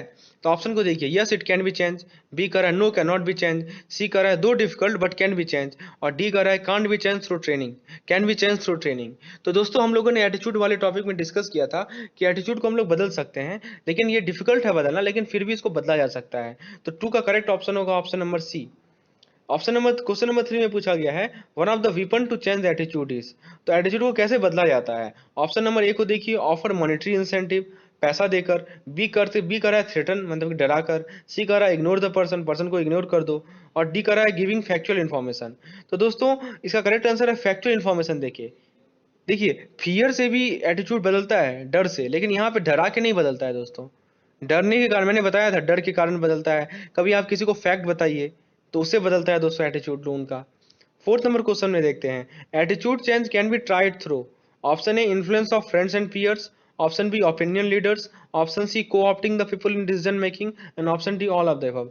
तो दोस्तों एटीट्यूड वाले टॉपिक में मैंने समझाया था कि एटीट्यूड को चेंज को यदि आपको ट्राई करना है तो आप दोस्तों का प्रभाव पड़ेगा या पीयर्स का प्रभाव पड़ेगा, ओपिनियन लीडर्स उनका प्रभाव पड़ेगा, और को-ऑप्टिंग, ये तीनों के तीनों मेथड्स हैं एटीट्यूड को बदलाने के लिए। तो ऑप्शन का करेक्ट आंसर होगा ऑप्शन नंबर डी। पांचवा क्वेश्चन है दोस्तों इसी से रिलेटेड, वो है arrange in ascending order the following career role. तो दोस्तों हमें कैरियर रोल को असेंडिंग ऑर्डर में अरेंज करना है। असेंडिंग ऑर्डर आप लोग समझते होंगे नीचे से लेके ऊपर, ठीक है दोस्तों। तो देखिए क्या क्या लिखा हुआ है, स्पॉन्सर, कलीग, अप्रेंटिस और मेंटर। इसी चैनल में इसी वीडियोस में हम लोगों ने डिस्कस किया था दोस्तों कि ये जो असेंडिंग ऑर्डर होता है वो कैसे होगा। तो सबसे पहले आता है दोस्तों अप्रेंटिस, जो कि जॉब के शुरुआत में फेज में होता है। उसके बाद वो कलीग बनाता है, यानी कि और भी लोगों के साथ मिलता जुलता है, तो कलीग आएगा। उसके बाद आएगा मेंटर। मेंटर में वो क्या करता है, कॉम्प्लेक्स फंक्शन को शुरू करता है। और लास्ट में आता है स्पॉन्सर। अब वो बड़ा बड़ा टास्क करना शुरू करेगा दोस्तों, इसलिए लास्ट में आता है दोस्तों हमारा स्पॉन्सर। तो इसका करेक्ट ऑर्डर होगा अप्रेंटिस, कलीग, मेंटर, स्पॉन्सर, यानी कि ऑप्शन नंबर सी। तो दोस्तों ये था हमारा आज का लेसन। इसमें हम लोगों ने कुछ एमसीक्यू डिस्कस किए। उम्मीद है आपका कंसेप्ट रिफ्रेश हो गया होगा और आपको ये पता चला होगा कि क्या इंपॉर्टेंस है, किस पे हमको ज्यादा जोर देना चाहिए। एमसीक्यू का यही तो रोल है, ये आपको ये बताता है कि इस पे ज्यादा फोकस करना है हमें। तो दोस्तों इसी तरह मैं आप लोगों को इस मॉड्यूल सी का और भी एमसीक्यूज का लेसन लेकर आऊंगा। तो फ्रेंड्स कैसा लगा आपको लेसन जरूर कमेंट सेक्शन में बताइए। इसलिए यदि पसंद आया हो तो लाइक जरूर कीजिए, चैनल को सब्सक्राइब कीजिए और भी इसे लोगों के साथ शेयर कीजिए। धन्यवाद friends, welcome to my channel JIV and CIV made simple. तो दोस्तों आज हम लोग अपने मॉड्यूल सी का एमसीक्यूज का पार्ट 2 लेकर आए हैं। इससे पहले मैं आप लोगों को पार्ट 1 दे चुका हूं दोस्तों। पार्ट 1 में कुल मिलाकर हम लोगों ने 15 से 20 क्वेश्चन डिस्कस किए थे, जिसका लिंक आपको डिस्क्रिप्शन में मिल जाएगा। जिन लोगों ने नहीं देखा है वो पार्ट 1 जाके पहले देखें और तब पार्ट 2 में आए। दोस्तों ये जो एमसीक्यू का सेशन है ये आप लोगों को रिविजन में हेल्पफुल होगा। मैंने आप लोगों के लिए मॉड्यूल सी का इस क्रैश कोर्स में लगभग 4 से 5 वीडियोज प्रोवाइड किए हैं, जिसमें सारा इंपॉर्टेंट कंसेप्ट मैंने आप लोगों को समझाया है। और प्रत्येक वीडियो लगभग 20-20 मिनट का है दोस्तों। तो आप लोग जिन लोगों ने उसे नहीं देखा है तो पहले उसे जाकर देखें। और बेसिकली ये जो एमसीक्यूज का सेशन है आज भी हम लोग 15 क्वेश्चन डिस्कस करेंगे और ये आपको हेल्पफुल होगा रिवीजन के लिए।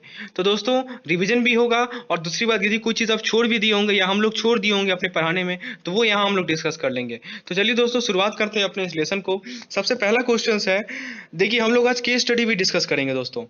Mister A, a senior citizen, arrives in the bank in a full mood. He complains that it is very hot outside. The manager put out that the heat is in fact lesser this year in comparison with the last year. Mr. A gets up and goes away irritated. How do you classify the transaction as per Eric Berne theory of life position? तो क्या कहा गया है कि mister A हैं, वो senior citizen हैं, वो किसी बैंक में आए और उनको वो कंप्लेन किया कि बाहर बहुत गर्मी है। तो मैनेजर साहब जो थे बैंक के, उन्होंने बोला कि इस साल जो गर्मी है वो पिछले साल से ज़्यादा है। तो इसके कारण क्या हो गया, मिस्टर ए उठ गए और वो बाहर चले गए, इरिटेट हो गए। तो आप कैसे क्लासीफाई कीजिएगा इस ट्रांजेक्शन को as per Eric Berne theory of life position? Option A देखिए, mister A was in critical parent ego stage. Option B देखिए, manager was in adult ego state. Option C देखिए, it was cross transaction. Option D देखिए, all the correct. तो देखिए दोस्तों इससे पहले कि हम लोग इस चीजों को करेक्ट ऑप्शन को पता करें, एक बार क्रिटिकल ईगो स्टेट से हम लोग एक बार देख लेते हैं दोस्तों हम लोग ईगो स्टेट को। तो दोस्तों हम लोगों ने देखा था कि 3 मेजर ईगो स्टेट हैं, ठीक है दोस्तों। एक है पेरेंट, एक है एडल्ट और एक है चाइल्ड। आइए थोड़ा समझ लें पेरेंट के बारे में मैंने क्या बताया था कि ये जो है पेरेंट ईगो स्टेट में क्या होता है, ये बिहेवियर को रेगुलेट करता है, या हमारा इथिकल बिहेवियर है या जो कॉन्साइंटस बिहेवियर है, ठीक है, चेतना जो इसे कहते हैं हम लोग, वो पेरेंट स्टेट में आता है। एडल्ट में क्या होता है कि हम लोग इन्फॉर्मेशन को कलेक्ट करते हैं और फिर उसे प्रोसेस करते हैं। तो जो हमारा एनालिटिकल और रैशनल ओरिएंटेशन है वो एडल्ट स्टेट का है। और चाइल्ड स्टेट में क्या होता है, क्यूरियोसिटी होता है दोस्तों। और उसके बाद मैंने बताया था ट्रांजेक्शन एक कॉम्प्लीमेंट्री होता है और एक क्रॉस होता है। तो क्रॉस ट्रांजेक्शन क्या होता है, एक तरह का समझिए कि क्रॉस क्वेश्चनिंग। मैं जो बता रहा हूँ आप उससे सहमत नहीं है और आप जो बता रहे हैं उससे हम सहमत नहीं है, तो हम दोनों में मतभेद है दोस्तों। तो ऐसे केस में क्रॉस ट्रांजेक्शन होता है। और एक होता है कॉम्प्लीमेंट्री ट्रांजेक्शन। तो देखिए क्रॉस ट्रांजेक्शन या कॉम्प्लीमेंट्री ट्रांजेक्शन, क्रॉस डिजायरेबल नहीं है दोस्तों और कॉम्प्लीमेंट्री डिजायरेबल है। तो बस इन ये थ्योरी सफिशिएंट थी। अब आइए हम लोग इस क्वेश्चन को सॉल्व करते हैं। तो पहला ऑप्शन कह रहा है mister A was in critical parent ego state. जी हाँ बिल्कुल सही। दोनों के देखिए ए हो चाहे मैनेजर हो, दोनों के दोनों पेरेंट स्टेट में हैं, ठीक है दोस्तों। और लेकिन जो मिस्टर ए हैं वो क्रिटिकल, उनका हाउट ही क्रिटिकल है, वो हमेशा इरिटेटिंग रहते हैं, ठीक है दोस्तों। इसीलिए उनके लिए क्रिटिकल पेरेंट ईगो स्टेट करना बिल्कुल सही है। और दोस्तों बात करें मैनेजर की, तो मैनेजर भी ego state, parent ego state में, लेकिन वो एडल्ट ईगो स्टेट में है दोस्तों। और ये ट्रांजेक्शन क्रॉस ट्रांजेक्शन था। तो यानी कुल मिलाकर तीनों के तीनों ऑप्शन हमारे करेक्ट हैं, यानी कि इसका करेक्ट आंसर होगा ऑप्शन नंबर डी। आइए दूसरा क्वेश्चन देखते हैं। Mister Gopal is a branch manager in ABC bank. He has performed well in this financial year and has been rewarded well by the bank. He is expected to do well this year also and expect that he will get rewarded this year also. This expectation can be explained by. तो दोस्तों ये expectation theory हम लोगों ने discuss किया था। तो पूछा गया है कि कौन सा थ्योरी है। ऑप्शन को देखिए, reinforcement theory, equity theory, Porter's model for satisfaction, all of the above. तो दोस्तों क्या कहा गया है कि गोपाल जो है ब्रांच मैनेजर है किसी बैंक में, उन्होंने पिछले साल अच्छा परफॉर्म किया और उनको उसका अवार्ड भी मिला। अब इस साल भी वो एक्सपेक्ट कर रहे हैं कि उन्हें अच्छा परफॉर्म करेंगे और उनके उसका रिवार्ड मिलेगा। तो ये कौन सा थ्योरी कहता है। तो आइए दोस्तों, इससे पहले कि हम लोग एक बार थ्योरी को एक बार रिकॉल कर लेते हैं। तो फ्रेंड्स हम लोगों ने अपनी मोटिवेशन के थ्योरी और मोटिवेशन में रीइंफोर्समेंट थ्योरी को समझा था। उसमें क्या बताया था मैंने, the consequence of an individual behaviour in one situation influence that individual behaviour in similar situation. तो जहां तक बात है इस क्वेश्चन में, तो बस आपको ये ध्यान रखना है कि मिस्टर गोपाल ने जो पिछला साल अचीवमेंट किया था अपने परफॉर्मेंस के बेसिस पर, तो वो एक्सपेक्ट कर रहे हैं कि सेम चीज इस साल भी होगा, इस साल भी वैसा ही सिचुएशन होगा। तो दोस्तों आप लोग समझ सकते हैं कि दो अलग अलग सिचुएशन है और सिमिलर इन नेचर है। तो ऐसे केस में हमारा रीइंफोर्समेंट थ्योरी काम आता है दोस्तों।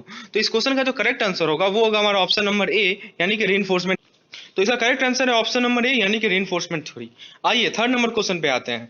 The model normally used to teach children is known as dash and the model used to teach adult is known as dash. Option को देखिए, pedagogy, andragogy, andragogy, pedagogy, Montessori education and adult education, and D none of the above.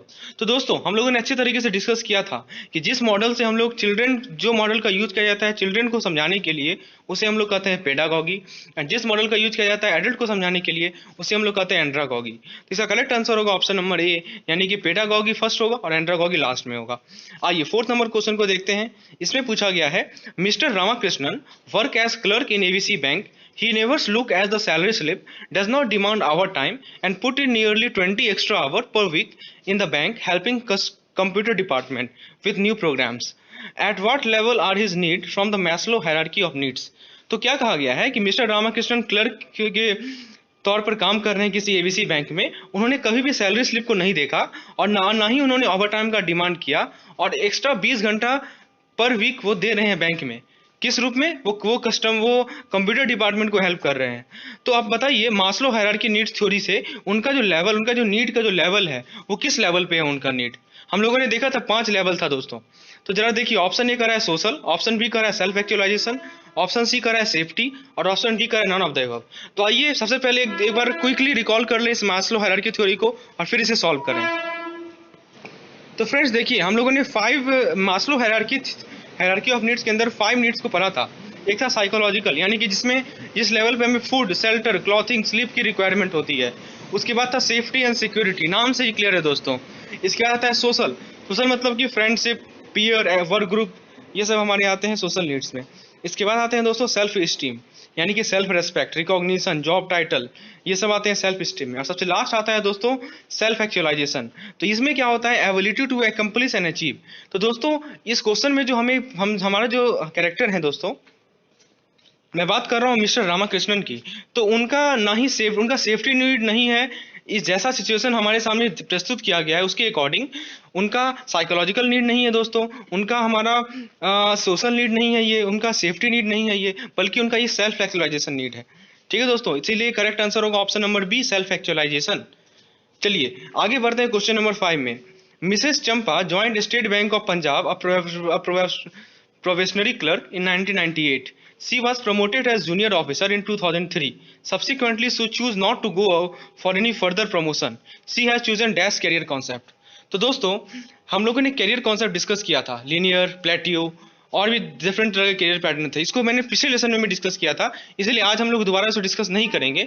तो दोस्तों यहाँ पे क्या कहा गया है कि मिसेस चंपा ने स्टेट बैंक ऑफ पंजाब को ज्वाइन किया क्लरिकल पोजीशन पे 1998 में। उन्होंने एक प्रमोशन लिया, ऑफिसर बनी वो 2003 ईस्वी में। अब वो सोची कि अब उन्हें फर्दर प्रमोशन नहीं लेना है, तो उन्होंने कौन सा कैरियर कंसेप्ट को चूज किया। ऑप्शन को देखिए, लीनियर, ऑप्शन बी है स्टेडी स्टेट, ऑप्शन सी है ट्रांजिटरी, ऑप्शन डी है स्पाइरल। तो दोस्तों लीनियर में मैंने क्या समझाया था, लीनियर में ये होता है कि आपने किसी पोजीशन पे ज्वाइन किया और आप केवल ऊपर भागते जा रहे हैं, तो वो लीनियर कहलाता है। फिर अगला आता है ट्रांजिटरी। तो दोस्तों ट्रांजिटरी में मैंने क्या समझाया था, आपने एक ऑर्गेनाइजेशन को ज्वाइन किया, एक संस्था को ज्वाइन किया, आप क्या किए, आप फिर दूसरे संस्था को ज्वाइन कर रहे हैं, फिर तीसरे को ज्वाइन कर रहे हैं, इसे ट्रांजिटरी कहते हैं। और स्पाइरल में क्या बताया था, आपने एक संस्था को ज्वाइन किया, उसमें प्रमोट हुए, फिर आपने दूसरे संस्था में ज्वाइन किया, उसमें भी प्रमोट हुए, ऐसे करके आप संस्था भी बदल रहे हैं और ऊपर भी भाग रहे हैं, तो इसे हम लोग स्पाइरल कैरियर कहते हैं। लेकिन जहाँ जहाँ इस क्वेश्चन का सवाल है, तो इस क्वेश्चन में जहाँ तक बात है दोस्तों, इस क्वेश्चन में हमें स्टेडी स्टेट की बात की जा रही है, क्योंकि उसने क्या किया, एक प्रमोशन लिया और फिर वहीं रुक गई, तो इसे कहते हैं हम लोग स्टेडी स्टेट कैरियर पैटर्न। चलिए आगे देखते हैं question number 6। Salary, job, security status attach to job are example of dash factor as per Herzberg motivation hygiene theory. तो दोस्तों हर्ट्जबर्ग का हम मोटिवेशन और हाइजीन थ्योरी था, हम लोगों ने 2 फैक्टर थ्योरी स्टडी किया था दोस्तों। तो पूछा गया है कि सैलरी, जॉब, सिक्योरिटी और स्टेटस ये किससे रिलेटेड है। ऑप्शन को देखिए, ए ऑप्शन कर रहा है हाइजीन, बी कर रहा है मोटिवेशन, सी कर रहा है इंकरेजिंग और डी कर रहा है लग्जरस। तो आइए एक बार हर्ट्जबर्ग थ्योरी को एक बार सिंपल भाषा में समझ लेते हैं। तो देखिए दोस्तों, हर्ट्जबर्ग थ्योरी में मैंने समझाया था, आप लोगों को ये चार्ट बताया था, एक मोटिवेशन फैक्टर होता है और एक हाइजीन फैक्टर होता है। मोटिवेशन के अंदर प्रमोशन, अपॉर्चुनिटी, रिकॉग्निशन, रिस्पॉन्सिबिलिटी और अचीवमेंट आती हैं, और हाइजीन के अंदर क्वालिटी ऑफ सुपरविजन, पे, companies policy, physical working condition और जॉब सिक्योरिटी आती है दोस्तों। अब आइए क्वेश्चंस में आते हैं। तो क्वेश्चन में कहा गया है सैलरी, जॉब सिक्योरिटी, स्टेटस, तो ये ऑब्वियस सी बात है, ये मोटिवेशन में तो आता नहीं है, ये आता है हमारा हाइजीन में। इसका करेक्ट आंसर होगा ऑप्शन नंबर ए, यानी कि हाइजीन। तो दोस्तों आप देख सकते हैं कि मैंने जो नोट्स आप लोगों के साथ शेयर किया है वो कितना इंपॉर्टेंस रोल प्ले करता है, सारे के सारे क्वेश्चन वहीं से हैं। तो यदि आप नोट्स को अच्छे तरीके से पढ़ रहे हैं, एक एक लाइन को समझ रहे हैं, तो आपको कुछ करने की आवश्यकता नहीं है, आप देख सकते हैं सारे के सारे ऑब्जेक्टिव क्वेश्चन आप लोग बनाने में सफल होंगे। तो जरूरी ये है कि हम लोग नोट्स को अच्छे तरीके से पढ़ें, एक एक लाइन उसमें जो है, एक एक लाइन से क्वेश्चन बन सकता है उसमें दोस्तों। तो फ्रेंड्स, जिन लोगों को नोट्स की आवश्यकता है वो मेरे नीचे डिस्क्रिप्शन में एक लिंक मिलेगा आपको, वहां पे जाके आप क्लिक कर सकते हैं दोस्तों। आइए आगे बढ़ते हैं हम लोग 7वें नंबर में। Mister Mohan Chandra AGM was an autocratic boss, ये केस स्टडी है दोस्तों। तो मिस्टर मोहन चंद्र के बारे में कहा जा रहा है कि वो एजीएम है, असिस्टेंट जनरल मैनेजर है, और वो ऑटोक्रेटिक है, और वो फुल कंट्रोल चाहते हैं अपने अपने डिवीजन पे। 4 ऑफिसर उनके अंदर हैं, एक mister Swaminathan, mister Ghosh, mister Mehta और मिस्टर पाटिल, वो उनके अंदर काम कर रहे हैं, मिस्टर मोहन चंद्रा के अंदर। अब देखिए, अब सभी का कैरेक्टर बताया गया है। सबसे पहले बताया गया है मिस्टर स्वामीनाथन का, कि वो जो है सिस्टमेटिक है और इफिशिएंट वर्किंग है, और वो जितने भी रूल्स एंड रेगुलेशंस को बताते हैं करेक्टली बताते हैं, और जो भी डिसीजन लेते हैं उसके पीछे उसका रीजन समझाते हैं। तो ये कैरेक्टर है मिस्टर स्वामीनाथन का। अब बात करते हैं मिस्टर चंद्रा का। वो क्या करते हैं, वो अपना केसेस को क्लियर करते हैं बिना किसी से ज्यादा क्वेरी पूछे। चलिए अब बात करते हैं मिस्टर घोष का। मिस्टर घोष जो है वो क्रेडिट डिपार्टमेंट में बिल्कुल नए हैं और उनको उतना ज़्यादा एक्सपोजर नहीं है क्रेडिट एरिया का। तो वो क्या करते हैं, गाइडेंस लेते हैं अपने कलीग से और अपने सीनियर से, और वो जो है फ्रिक्वेंट फायरिंग से प्रोन है, मतलब लोग उन्हें ही डांटते हैं, उनके बॉस जो है उन्हें सबसे ज़्यादा डांटते हैं। अब बात करते हैं मिस्टर मेहता का। वो एक स्ट्रॉन्ग मैन है, आर्गुमेंटेटिव मैन है, वो अपना स्टैंड लेते हैं अपने एक्शन पे, हमेशा अपना स्टैंड लेते हैं दोस्तों। तो दोस्तों हम लोगों ने चारों पर्सन का कैरेक्टर देख लिया, और 5वां था जो बॉस था उसका भी कैरेक्टर हम लोगों ने देख लिया। इसके अलावा देखिए क्या कहा गया है कि जो हमारे मिस्टर मेहता थे, ठीक है दोस्तों, वो क्या बिलीव करते हैं कि जो मिस्टर मोहन चंद्रा हैं, जो उनका जो नॉलेज है वो सुपरफिशियल है, और वो हमेशा उनको चैलेंज करते हैं अपने डिसीजन को अलग चेंज करने के लिए। और मिस्टर पाटिल जो है वो दूसरे कैरेक्टर थे, वो भी बहुत कैजुअल थे अपने अप्रोच में। He used to always in past glory, वो अपने पिछले ग्लोरी को याद करते रहते थे, अपने पिछले अचीवमेंट को याद करते रहते थे, और किसी भी चीज़ को कंडेम करते थे दोस्तों, किसी भी चीज़ को जो है उसे वो कंडेम करते थे, और फिर दूसरे के डिसीजन को भी वो कंडेम करते थे दोस्तों।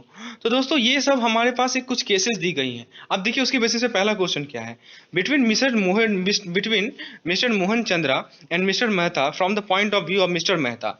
तो अब एक बार मोहन चंद्रा को देखिए और मिस्टर मेहता को देखिए, किसके व्यू पॉइंट से, तो मिस्टर मेहता के पॉइंट ऑफ व्यू से। ऑप्शन ए देखिए, I am okay, you are okay. Option B देखिए, I am okay, you are not okay. C देखिए, I am not okay, you are okay. और D कह रहा है, I am not okay, you are not okay.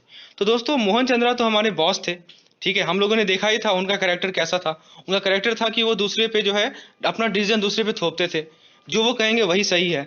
और mister Mehta को भी हम लोगों ने देखा है, सबसे लास्ट वाला जो कैरेक्टर थे वो आर्गुमेंटेटिव मैन थे, वो हमेशा जो है उसके अगेंस्ट बोलते थे, मोहन चंद्रा के अगेंस्ट बोलते थे। यहाँ देखिए लिखा हुआ है, he used to challenge him for differing from his decision. तो बस ये लाइन काफी है समझने में। तो आप बताइए मिस्टर मेहता के संदर्भ में आप क्या कहिएगा? आप यही कहिएगा कि मैं सही हूं लेकिन तुम सही नहीं हो। वो हमेशा मोहन चंद्रा को ऐसा ही तो कहेंगे।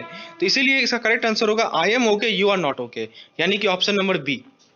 तो दोस्तों समझ में आ गया होगा कि कैसे इस थ्योरी को हम लोगों ने देखा था, लाइफ के पोजीशंस को, 5 पोजीशंस होते हैं, वही जो हमने सामने आपके लिखा है दोस्तों। तो आप समझ सकते हैं कि किस तरह इन सभी क्वेश्चन को आपको अटेम्प्ट करना है, वो मैं आप लोगों को बता रहा हूँ। आइए दूसरा क्वेश्चन को देखते हैं। Between mister Mohan Chandra and mister Patil from the point of view of mister Patil. Option सब वही है। तो अब आ जाइए, मोहन चंद्रा को ले लीजिए और पाटिल को ले लीजिए। तो पाटिल के रिस्पेक्ट में आप जरा देखिए पाटिल के बारे में क्या कहा गया है। उनका भी काम वही था, वो भी दूसरे के डिसीजन को क्या करते थे, कॉन्डेम करते थे, गलत साबित करते थे दोस्तों। तो ऑब्वियस सी बात है उनके लिए भी सेम आंसर होगा कि मैं सही हूं लेकिन तुम सही नहीं हो, I am okay but you are not okay. तो इसका भी करेक्ट आंसर होगा ऑप्शन नंबर बी। चलिए आगे देखते हैं question number 3, between mister Mohan Chandra and mister Swaminathan. तो दोस्तों याद कीजिए स्वामीनाथन हमारे सबसे पहले कैरेक्टर थे और वो उनका डिसीजन रैशनल होता था। यदि वो गलती करते थे तो मानते थे कि मैं गलती किया हूं। ठीक है दोस्तों। तो मिस्टर स्वामीनाथन के पॉइंट ऑफ व्यू से क्या करेक्ट होगा, I am okay and you are okay. ठीक है दोस्तों, ऑप्शन ए करेक्ट है। और लास्ट देखते हैं between mister Chandra and mister Ghosh. तो मिस्टर घोष का देखिए एक बार कैरेक्टर क्या था, एक बार रिकॉल कीजिए मिस्टर घोष का कैरेक्टर दोस्तों। तो मिस्टर घोष के बारे में क्या कहा गया है कि वो नए थे क्रेडिट डिपार्टमेंट में और उनको बार बार जो है झेलना पड़ता था दूसरे का जो भी ये था फायरिंग था उन्हें झेलना पड़ता था दोस्तों। तो मिस्टर घोष और मिस्टर चंद्रा के बारे में बात करते हैं। तो इसके लिए होगा आई एम नॉट ओके। ठीक है, मैं सही नहीं हूँ लेकिन तुम सही हो। ठीक है, क्योंकि वो नए थे क्रेडिट डिपार्टमेंट में और ज़्यादा कुछ जानते नहीं थे, इसीलिए वो कहेंगे आई एम नॉट ओके। उनका जो लाइफ पोजीशन है वो मैं बता रहा हूँ, I am not okay but you are okay. तो उम्मीद है दोस्तों ये 4 क्वेश्चन से आपका क्लियर हो गया होगा। मैं बेसिकली वैराइटीज ऑफ क्वेश्चन आपके सामने ला रहा हूँ ताकि आप लोग आपको एक्सपोजर सभी तरह के क्वेश्चन का मिल पाए दोस्तों। चलिए अगला क्वेश्चन देखते हैं हम लोग। Psychoanalytical theory was developed by Sigmund Freud. As per Freud, every individual personality has 3 components, which can be called ID, ego and superego, according to theory. Obvious ही बात है, क्वेश्चन साइकोएनालिटिकल थ्योरी से पूछा गया है। तो अभी हम लोगों ने देखा था कि 3 कंपोनेंट होते हैं, ID, ego and superego। तो ID is the option A कह रहा है ID is the foundation of unconscious mind. Option B कह रहा है ID इज द बेसिक और animal in nature. Option C कह रहा है ID demands pleasure soon as it feels like. Option D कह रहा है ऑल ऑफ द अबव। तो दोस्तों आइए एक बार साइकोएनालिटिकल थ्योरी को एक बार देख लेते हैं। तो फ्रेंड्स आप यहाँ देख सकते हैं हम लोगों ने समझाया था आप लोगों को साइकोएनालिटिकल थ्योरी को।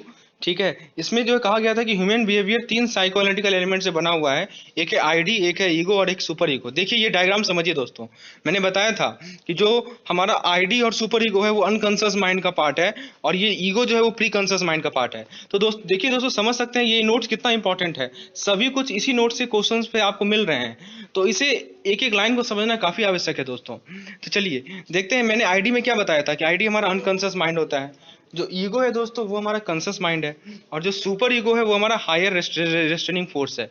ठीक है, ये 3 चीजें आप लोग याद रखेंगे। तो अब जरा क्वेश्चंस पे आते हैं दोस्तों। तो पहला ऑप्शन कह रहा है कि आईडी जो है अनकॉन्शियस माइंड का फाउंडेशन है, बिल्कुल सही। आईडी जो है एनिमल और बेसिक नेचर है, बिल्कुल सही। और आईडी डिमांड करता है प्लेजर, बिल्कुल सही। तो इसका correct answer all of the above are correct. चलिए तो दोस्तों ये था हमारा आज का लेसन। मैंने कुल मिलाकर 15-16 क्वेश्चन आप लोगों के साथ डिस्कस किया। होपफुली आपको चीजें समझ में आ रही होंगी। तो एक लाइक जरूर कर दीजिएगा, चैनल को सब्सक्राइब कर लीजिए और लोगों के साथ शेयर कीजिए दोस्तों। ये क्रैश कोर्स बेसिकली आप लोगों को हेल्प करेगा बेसिकली सीआईवी को क्लियर करने में। तो ये क्रैश कोर्स आप लोगों को हेल्प करेगा। तो दोस्तों यदि आपको इसकी पीडीएफ की रिक्वायरमेंट है तो नीचे आपको डिस्क्रिप्शन में एक लिंक मिलेगा, उस पर क्लिक कीजिए और पीडीएफ आपको रेगुलरली टाइम इंटरवल पे मिलता रहेगा। धन्यवाद।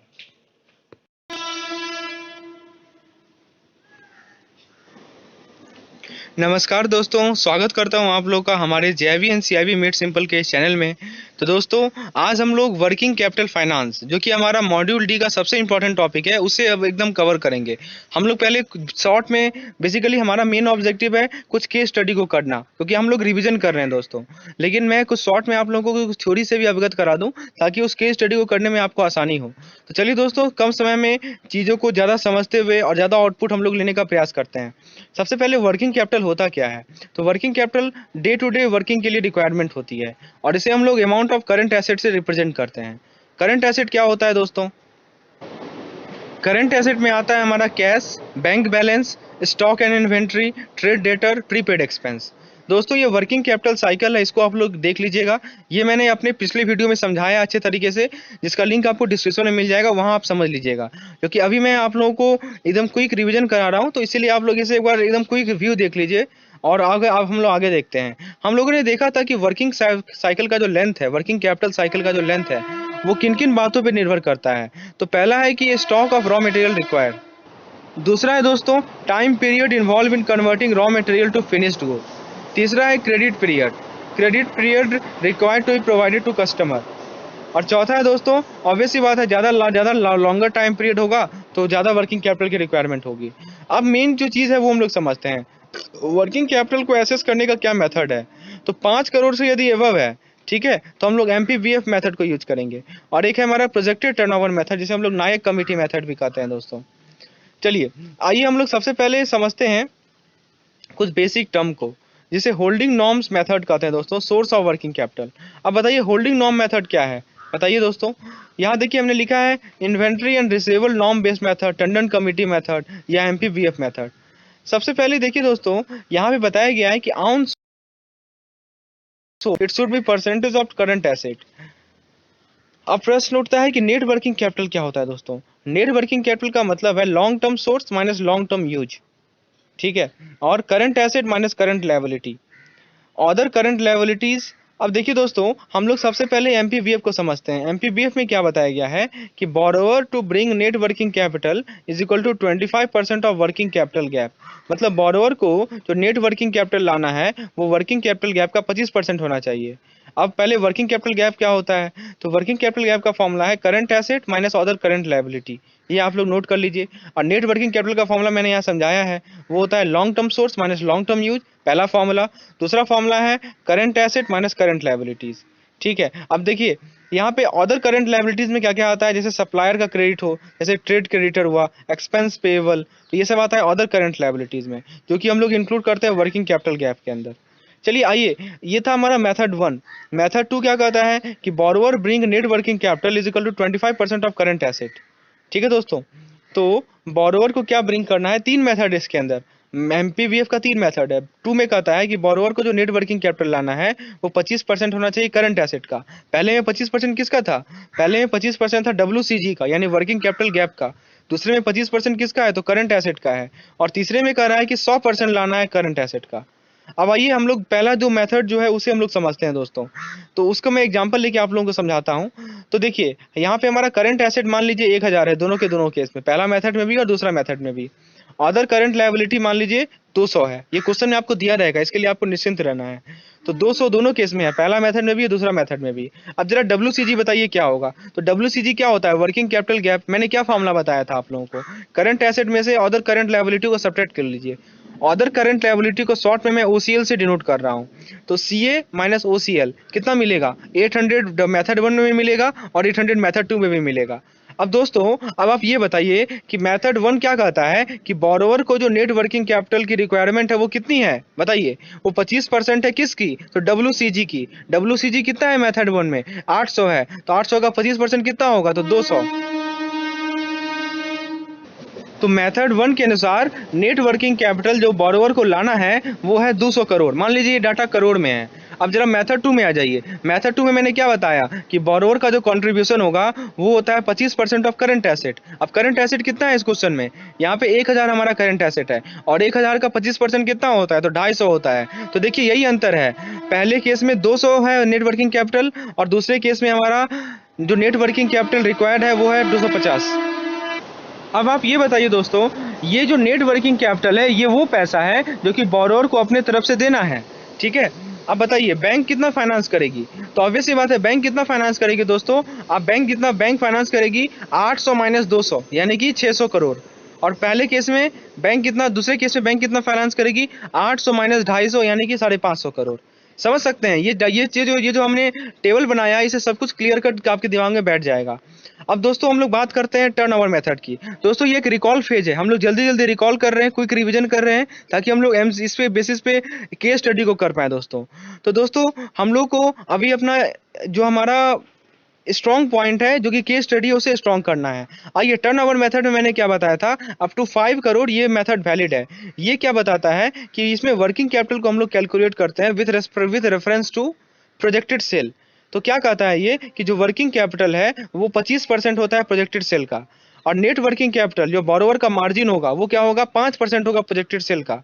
ठीक है दोस्तों, तो नेट वर्किंग कैपिटल बोलिए या बोरोवर का मार्जिन बोलिए, वही होता है, दोनों सेम चीज है। यानी बोरोवर को कितना पैसा अपनी तरफ से लगाना है, वो कितना है, प्रोजेक्टेड सेल का 5% है। और बैंक का जो लिमिट होगा वो कितना होगा, 20% होगा प्रोजेक्टेड सेल का।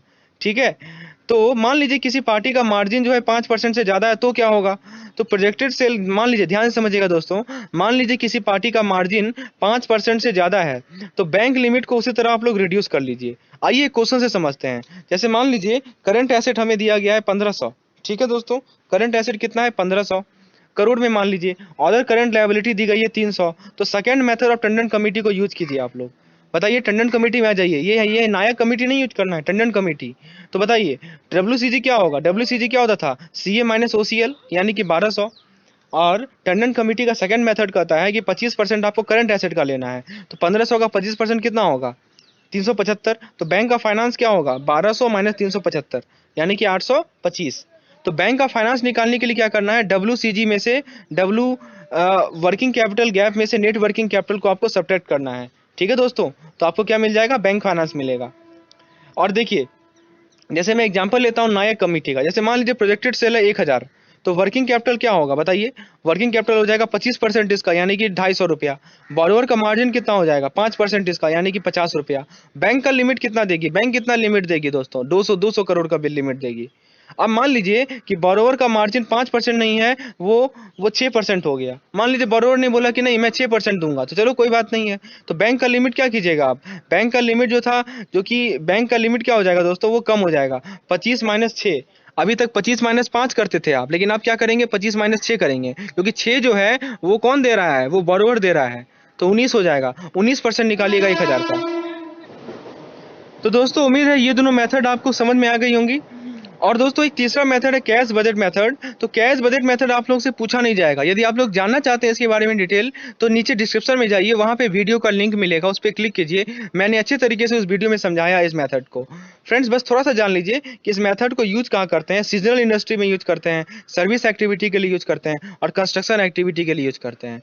बाकी चीजें नहीं पूछी जाएंगी इससे। अब हम लोग जो मेन चीज है वो समझते हैं दोस्तों। हम लोग आते हैं केस स्टडी पे।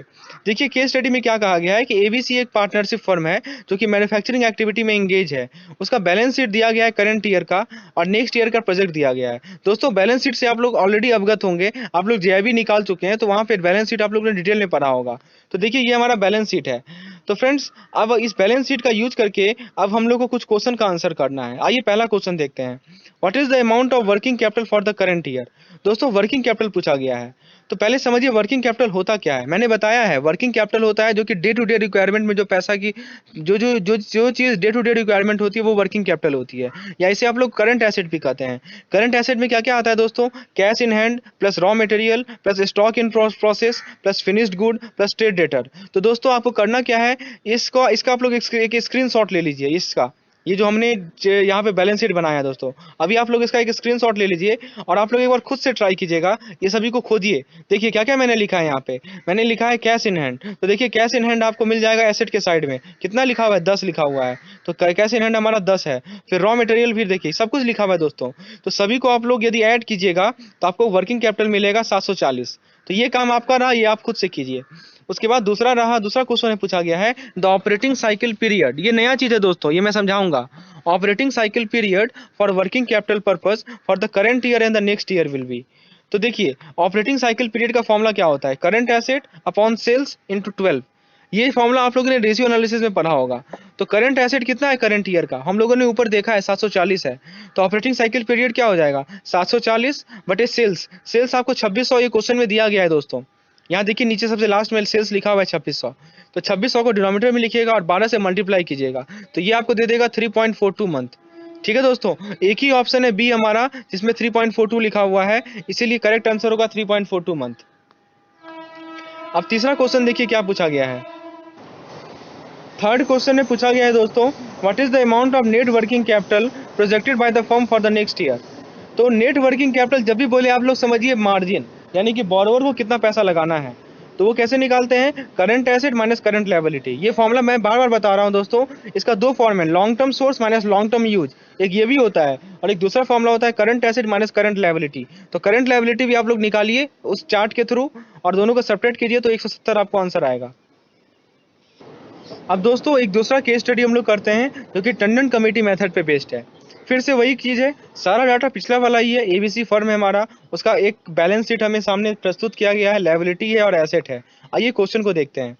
Based on above information answer the following as per Tandon committee second method of lending. देखिए दोस्तों लिखा हुआ है second method of lending, what is the minimum net working capital required and at projected by firm for the next year. ठीक है दोस्तों, तो पहला दो चीज़ पूछा गया है, minimum net working capital required क्या होगा। तो दोस्तों दो चीज़ों को आप समझिए, एक है वर्किंग कैपिटल गैप और एक है नेट वर्किंग कैपिटल यानी कि बोरोवर मार्जिन। तो फ्रेंड्स आपके थॉट प्रोसेस कैसी होनी चाहिए, सबसे पहले पूछा क्या गया है ये बताइए, आपसे नेट वर्किंग कैपिटल पूछा गया है।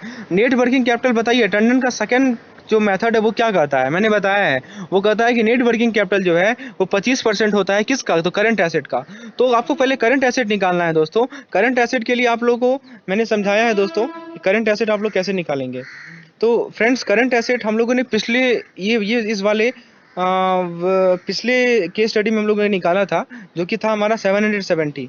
और फ्रेंड्स हम लोग क्या करेंगे उसका 25% निकालेंगे।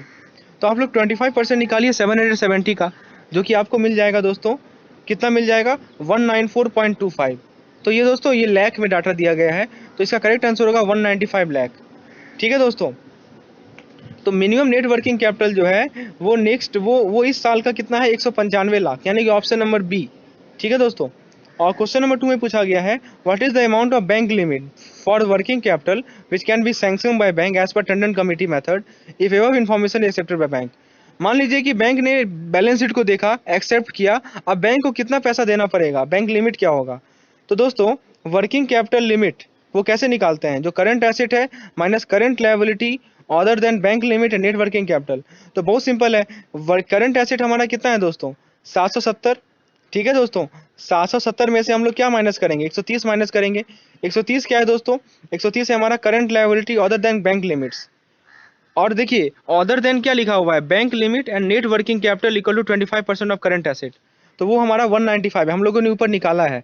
देखिए 195 तो वो हिस्सा है जो कि कौन देगा, जो कि आपका वो बोरोवर देगा, उसे तो घटाना है ही, साथ ही साथ 130 को भी घटाना है। 130 क्या है दोस्तों, करंट लायबिलिटीज है।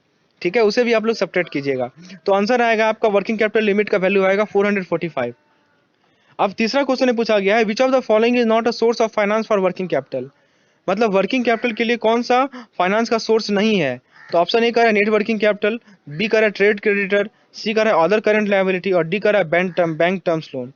तो source to finance working capital include net working capital, trade creditor, other current liability, bank finance in form of cash credit, but terms loan is not included.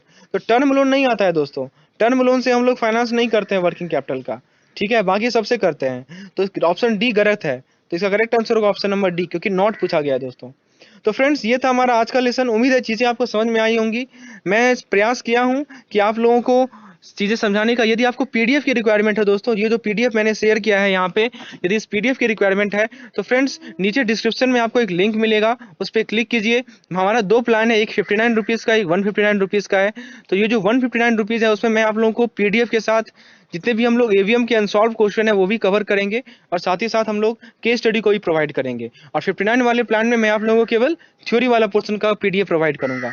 तो जैसा भी आपको सुटेबल लगे आप नीचे डिस्क्रिप्शन में जाइए, उस पर आपको लिंक मिलेगा, उस पर क्लिक कीजिए, तो आपको पीडीएफ रेगुलर इंटरवल पे मिलता रहेगा। तो दोस्तों यदि लेसन आपको चीज़ें समझ में आई होंगी तो लेसन को लाइक कीजिए, चैनल को सब्सक्राइब कीजिए और शेयर कीजिए। धन्यवाद।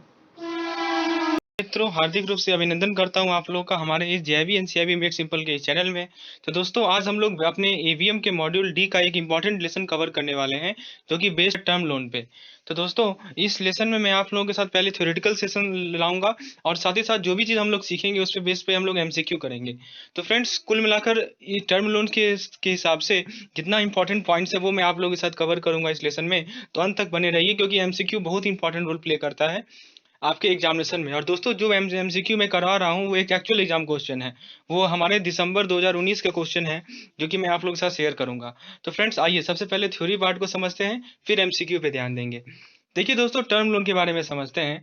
Bank provide term loan normally for acquiring the fix asset like land, building, plant and machinery, infrastructure etcetera. यानी कि बैंक जो है टर्म लोन प्रोवाइड करती है किस चीज के लिए? जो हमारा फिक्स्ड एसेट है उसको एक्वायर करने के लिए। अब फिक्स एसेट में क्या क्या आता है आपको पता होगा। लैंड हुआ, बिल्डिंग हुआ, प्लांट एंड मशीनरी हुआ, या इंफ्रास्ट्रक्चर हुआ। ठीक है दोस्तों, ये सभी के सभी हमारे फिक्स्ड एसेट में आते हैं। हाँ, एक्सेप्शन देखिए, एक्सेप्शन भी इसका कुछ है, जैसे कि पर्सनल लोन हुआ, कंजम्पशन लोन हुआ, एजुकेशन लोन हुआ, ये सभी एक्सेप्शंस हैं। ये सब ऑल्दो फिक्स एसेट में नहीं है, लेकिन बैंक इनके लिए भी टर्म लोन प्रोवाइड करती है। ठीक है दोस्तों, तो ये हमारे एक्सेप्शंस हैं। चलिए, एक्सेप्शनल केस में ध्यान रखिएगा दोस्तों, bank term loan current asset के लिए भी प्रोवाइड करती है। देखिए, अभी तो मैंने क्या बताया कि फिक्स एसेट के लिए मोस्टली प्रोवाइड करती है, लेकिन कुछ एक्सेप्शनल केस है जिस केस में बैंक जो है आपके आपके करंट एसेट के लिए भी टर्म लोन प्रोवाइड करती है, और उसे ही हम लोग कहते हैं वर्किंग कैपिटल टर्म लोन। तो दोस्तों, आप लोग बार बार एक टर्म देखिएगा, WCTL। ये क्या है? ये हमारा वर्किंग कैपिटल टर्म लोन। ये वो टर्म लोन है जो कि बैंक प्रोवाइड कर रही है किसी करंट एसेट्स के लिए। ठीक है दोस्तों, चलिए, वर्किंग कैपिटल जो टर्म लोन है, आइए इसके बारे में थोड़ा जानते हैं कि ये जो वर्किंग कैपिटल टर्म लोन है वो सैंक्शन किया जाता है 1 साल के लिए normally, but are payable on demand. हाँ, जब डिमांड होगा तब उसे हम लोग पे करेंगे। ठीक है दोस्तों, term loans are payable as per the agreed repayment schedule. दोस्तों, बहुत इंपॉर्टेंट ये पैराग्राफ है, इससे क्वेश्चन निश्चित रूप से आएगा, ध्यान से सुनिए। Term loans are payable as per the agreed repayment schedule which is stipulated in the terms of the sanction. तो सैंक्शन के समय जो रिपेमेंट शेड्यूल स्टिपुलेट किया गया है उसी के अकॉर्डिंग टर्म लोन को पे किया जाता है। Therefore, for the purpose of matching assets and liability of the bank, term loans are considered long term asset।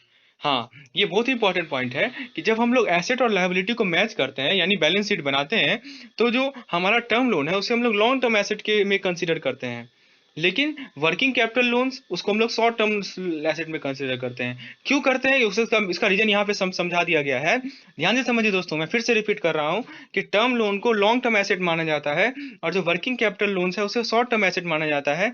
इसके पीछे क्या कारण है कि वर्किंग कैपिटल लोन जो है वो 1 साल के लिए सैंक्शन किया जाता है, और वो डिमांड पे पेबल होता है, जबकि उसके वनिस्पत टर्म लोन जो होता है वो पेबल होता है as per the agreed repayment schedule. जो एग्रीमेंट पहले ही हो चुका है रिपेमेंट शेड्यूल का, उसके अकॉर्डिंगली टर्म लोन का पेमेंट होता है। ठीक है, चलिए, तो उम्मीद है दोस्तों क्लियर हो गया होगा कि वर्किंग कैपिटल लोन हमारा शॉर्ट टर्म लोन होता है, और जो टर्म लोन है वो हमारा लॉन्ग टर्म एसेट होता है। शॉर्ट टर्म एसेट और लॉन्ग टर्म एसेट। चलिए, आगे देखते हैं next point. as a term loan is expected to be repaid out of the future cash flow of the borrower, the DSCR assumes great importance while considering term loan। ध्यान दीजिएगा दोस्तों, एक term है डेब्ट सर्विस कवरेज रेशियो। अभी हम लोग इस पे क्वेश्चन करने वाले हैं। ठीक है दोस्तों, DSCR पे हम लोग अभी कभी एक न्यूमेरिकल करेंगे, आपको एकदम क्रिस्टल क्लियर हो जाएगा इसका फॉर्मूला भी, और ऐसे क्वेश्चन पूछा भी जाता है। तो मैं क्या बता रहा हूँ कि जो DSCR रेशियो है हमारा, वो बहुत ही इंपॉर्टेंट रोल प्ले करता है जब हम लोग टर्म लोन को कंसीडर करते हैं। क्यों ऐसा? क्योंकि टर्म लोन का जो पेमेंट होता है, उसका जो रिपेमेंट होता है, वो फ्यूचर कैश फ्लो से होता है, लेकिन जो वर्किंग कैपिटल लोन है उस केस में liquidity ratio important role play करता है। तो एक तरफ आप देख सकते हैं DSCR इंपॉर्टेंट रोल प्ले कर रहा है, और दूसरी तरफ हमारा liquidity ratio important role play कर रहा है। There is no uniform repayment schedule for all term loan. Each term loans has its own peculiar repayment schedule। हाँ, जितने भी टर्म लोन्स हैं सभी के लिए कोई यूनिफॉर्म रिपेमेंट शेड्यूल नहीं है। हर एक टर्म लोन का अपना अपना एक पिक्यूलियर रिपेमेंट शेड्यूल है, जो कि बोरोवर के कैश सरप्लस पे डिपेंड करता है। ठीक है दोस्तों, तो ये सब कुछ कैरेक्टरिस्टिक्स है टर्म लोन के। अब देखिए दोस्तों, मैं अपना नोट शेयर कर रहा हूँ। DSCR में क्या है, हमारा डेब्ट सर्विस कवरेज रेशियो है। ये जो है टर्म लोन के लिए बहुत ही इंपॉर्टेंट होता है। और जो लिक्विडिटी रेशियो होता है वो इंपॉर्टेंट होता है किसके लिए, वर्किंग कैपिटल टर्म लोन के लिए, अभी मैंने बताया था। दोस्तों एक टर्म है डीपीजी। डीपीजी क्या होता है, डिफर्ड पेमेंट गारंटी। ये एक गारंटी है जो कि बैंक प्रोवाइड करती है किसी परचेजर को। ये आप लोग अपने जेआईबी के एग्जामिनेशन में जरूर इसे पढ़े होंगे डीपीजी के बारे में। तो डिफर्ड पेमेंट गारंटी एक गारंटी है जो कि बैंक प्रोवाइड करती है किसी परचेजर को। अब देखिए एक एक टर्म है दोस्तों, प्रोजेक्ट अप्रेजल। आप बुक खोलिएगा मैकमिलन का, तो उसमें प्रोजेक्ट अप्रेजल के बारे में दिया गया है। तो उसमें क्या क्या स्टेप्स है वो देखिए। तो देखिए स्टेप्स कौन कौन से हैं। पहला है मैनेजरियल अप्रेजल, उसके बाद है टेक्निकल अप्रेजल, तीसरा है इकोनॉमिक अप्रेजल और चौथा है फाइनेंशियल फिजिबिलिटी। तो ये 4 स्टेप्स हैं जो कि प्रोजेक्ट अप्रेजल में इन्वॉल्व हैं। Managerial appraisal, technical appraisal, economic appraisal और फाइनेंशियल फिजिबिलिटी। अब देखिए financing of infrastructure product include takeout financing, inter institutional financing and financing promoter equity. तो यदि कोई इंफ्रास्ट्रक्चर प्रोजेक्ट का फाइनेंसिंग हो रहा है उसके अंदर क्या क्या पार्ट्स आता है, तो उसके अंदर टेकआउट फाइनेंसिंग आता है, इंटर इंस्टीट्यूशनल फाइनेंसिंग आता है और फाइनेंसिंग प्रमोटर इक्विटी। और इंफ्रास्ट्रक्चर लैंडिंग के अंदर क्या क्या आता है दोस्तों, जैसे ट्रांसपोर्टेशन हुआ, एनर्जी हुआ, वाटर एंड सैनिटेशन हुआ, सोशल एंड कमर्शियल इंफ्रास्ट्रक्चर हुआ, कम्युनिकेशन एंड अदर इंफ्रास्ट्रक्चर। और दोस्तों जो the prudential requirement for infrastructure project are credit exposure limit, risk weight for capital adequacy, asset liability management and administrative management. तो जो infrastructure project है उसके लिए जो रिक्वायरमेंट्स हैं वो कौन कौन सी हैं। पहला है क्रेडिट एक्सपोजर लिमिट, दूसरा है risk weight for capital adequacy, तीसरा है एसेट लायबिलिटी मैनेजमेंट और चौथा है हमारा एडमिनिस्ट्रेटिव मैनेजमेंट। तो जो भी इंपॉर्टेंट हमारे मैकमिलन बुक में पॉइंट्स दे रखे हैं वो मैं आपके सामने लाया हूँ। क्वेश्चन यदि पूछा जाएगा तो इन्हीं सबसे मैक्सिमम चांस है क्वेश्चन पूछने की। अब आइए दोस्तों हम लोग कुछ एमसीक्यू करते हैं जैसा कि मैंने बताया था। पहला क्वेश्चन देखिए, bank has to open account for account of a person, यानी बैंक को किसी आदमी का अकाउंट खोलना है। He needs a term loan for set construction, ठीक है, उसे टर्म लोन चाहिए सेट कंस्ट्रक्शन के लिए। तो देखिए टीएल1 पहला चाहिए, पहला टर्म लोन चाहिए टीएल1 किस चीज के लिए, सेट कंस्ट्रक्शन के लिए। और टीएल2 दूसरा टर्म लोन चाहिए मशीनरी परचेज के लिए, ठीक है। And also need LC negotiation. He come to branch and ask for to open CC account and LC first, ठीक है। तो वो ब्रांच आया और बोला कि पहले मेरा सीसी अकाउंट खोल दो और एलसी को खोल दो। Manager told him the sequence of opening account. तो उसका करेक्ट सीक्वेंस क्या होगा, तो देखिए 4 तरह का अकाउंट उसे खुलवाना है। एक तो 2 टर्म लोन है, ठीक है, एक सीसी है और दोस्तों एक है एलसी, ठीक है। तो देखिए आपके सामने 4 ऑप्शन है, पहले वो टीएल1 खुलेगा, फिर टीएल2 खुलेगा, फिर एलसी खुलेगा, फिर सीसी खुलेगा। फिर देखिए टीएल1 एलसी टीएल2 सीसी। दोस्तों ये क्वेश्चन हमारे 2019 का एवीएम का क्वेश्चन है, तो समझ सकते हैं कि कितना इंपॉर्टेंस ये एमसीक्यू रोल प्ले करता है आपके लिए। तो आपके सामने 4 सीक्वेंस दिया होगा, बताइए कौन सा करेक्ट सीक्वेंस होगा। और ये जो है हमारा रियल लाइफ टाइम एग्जाम्पल से एप्लीकेशन बेस्ड क्वेश्चन है। तो आइए दोस्तों इसका आंसर देखते हैं। इसका करेक्ट आंसर है ऑप्शन नंबर ए, ठीक है, ऑप्शन नंबर ए, यानी कि टर्म लोन पहले खुलेगा, टीएल1 पहले खुलेगा, उसके बाद टीएल2 खुलेगा, उसके बाद एलसी खुलेगा, उसके बाद सीसी खुलेगा। अब क्या सॉल्व रीजन है वो मैं समझाता हूँ। देखिए first you sanction term loan TL one for construction of set. पहले आप कंस्ट्रक्शन ऑफ सेट के लिए टीएल1 को सैंक्शन करेंगे, उसके बाद आप टीएल2 को सैंक्शन करेंगे ताकि वो मशीनरी को परचेज करे, और तब क्या करेंगे, लोन अकाउंट को खोलेंगे, ठीक है। First you sanction term loan for construction of set and TL two for purchase of machinery and then accordingly open the loan account. अब देखिए to purchase machinery LC is necessary, obvious सी बात है, machinery को खरीदने के लिए एलसी का जरूर रिक्वायरमेंट है। तो तब हम लोग क्या करेंगे, then comes opening of running account CC. देखिए हमने पहले टीएल1 खोल लिया, फिर टीएल2 खोल लिया, ठीक है। उसके बाद हमने क्या किया, एलसी खोला, क्योंकि मशीनरी कहाँ से खरीदाएगा, एलसी सही से तो खरीदाएगा, ठीक है। तो एलसी खोला, एलसी अकाउंट खोला हमने, और उसके बाद हमने रनिंग अकाउंट खोला जो कि हमारा सीसी है। तो सीक्वेंस क्या होना चाहिए, ए होना चाहिए। लेकिन कस्टमर का क्या सीक्वेंस था, पहले टीएल1, तो कस्टमर के हिसाब से नहीं चलना है, मैनेजर के हिसाब से चलना है। वो है टीएल1 टीएल2 एलसी और सीसी अकाउंट। कस्टमर ने कहा कि पहले एलसी खोलो, ये गलत है, ठीक है। तो करेक्ट आंसर होगा ऑप्शन नंबर ए। चलिए आगे देखते हैं next question. In the balance sheet of a bank the term loan and bank guarantee are shown as under. Option number A term loan in the asset side and DPG on the liability side, B term loan and DPG both on asset side, C DPG is shown as contingent liability and term loan as an asset, and D none of the above. तो दोस्तों बहुत ही simple question है, हम लोग इसे जानते भी हैं। करेक्ट आंसर है ऑप्शन नंबर सी। जो हमारा डीपीजी है वो कंटिजेंट लायबिलिटी होता है, मैंने बताया भी था, आप लोग बैलेंस शीट में पढ़े भी होंगे। डीपीजी हमारा कंटिजेंट लायबिलिटी है और टर्म लोन जो है वो हमारा एसेट है, वो तो होता ही है, ठीक है, क्योंकि वो एक गारंटी है, वो एक लायबिलिटी है बैंक के लिए, ठीक है। और जो टर्म लोन है वो बैंक के लिए क्या एसेट है, तो इसीलिए करेक्ट आंसर है option number C. Next question देखते हैं, क्वेश्चन नंबर 3। अब देखिए ये डीएससीआर पे क्वेश्चन है, डेब्ट सर्विस कवरेज रेशियो। अब देखिए इसके आपको यहाँ पे आपका अप्लाई हो जाएगा कंसेप्ट। तो देख सकते हैं इस पीडीएफ में जितने भी इंपॉर्टेंट पॉइंट्स हैं एक पार्टिकुलर टॉपिक से वो कवर्ड है। आपको थ्योरी मिल जाएगा, साथ ही साथ नीचे जाइएगा तो एमसीक्यू मिल जाएगा इस पीडीएफ में। तो चलिए दोस्तों देखते हैं क्वेश्चन क्या कह रहा है। The amount of term loan installment is ₹30,000 per month. Monthly average interest on TL is ₹15,000। If the amount of depreciation is ₹1 lakh per annum and PAT is ₹8 lakh. तो दोस्तों क्वेश्चन कर रहा है कि what would be the DSCR. चार ऑप्शन है 1.5, 2, 2.5 and 3। ठीक है, तो डीएससीआर पूछा गया है। तो दोस्तों डीएससीआर का फॉर्मूला देखिए। डीएससीआर बेसिकली एक रेशियो है, जैसा कि नाम से ही क्लियर है। इसमें इंटरेस्ट प्लस पीएटी, पीएटी दोस्तों आपको देखिए दे रखा है, ठीक है। Interest plus PAT plus depreciation plus other non cash expenses, ये हमारा नॉमिनेटर में रहता है। और डिनोमिनेटर में रहता है interest divide plus interest installment on term loan. तो फ्रेंड्स सबसे पहले देखते हैं इंटरेस्ट। इंटरेस्ट कितना दे रखा है, तो देखिए सब कुछ मंथली दे रखा है, तो आपको 15,000 पर मंथ है और मंथली एवरेज इंटरेस्ट दिया हुआ है। तो ईयरली कैसे निकालिएगा, 12 से गुना कर दीजिए। तो 15,000 गुने 12 और प्लस डेप्रिसिएशन, डेप्रिसिएशन आपको दे रखा है 8 लाख का, ठीक है। तो वो हमारा सॉरी प्लस पीएटी था, पीएटी हमें 8 लाख दिया हुआ है और हमें डेप्रिसिएशन दे रखा है 1 लाख का दे रखा है पर एनम। तो सब कुछ ये भी 1 लाख है, ठीक है दोस्तों। उसके बाद हमें क्या दिया हुआ है, उसके बाद नीचे हमें दिया हुआ है interest plus installment on term loan.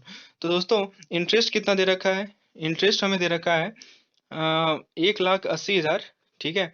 देखिए पीएटी दे रखा है 8 लाख का और इंटरेस्ट दे रखा है 15,000 मंथली है ये, ठीक है दोस्तों।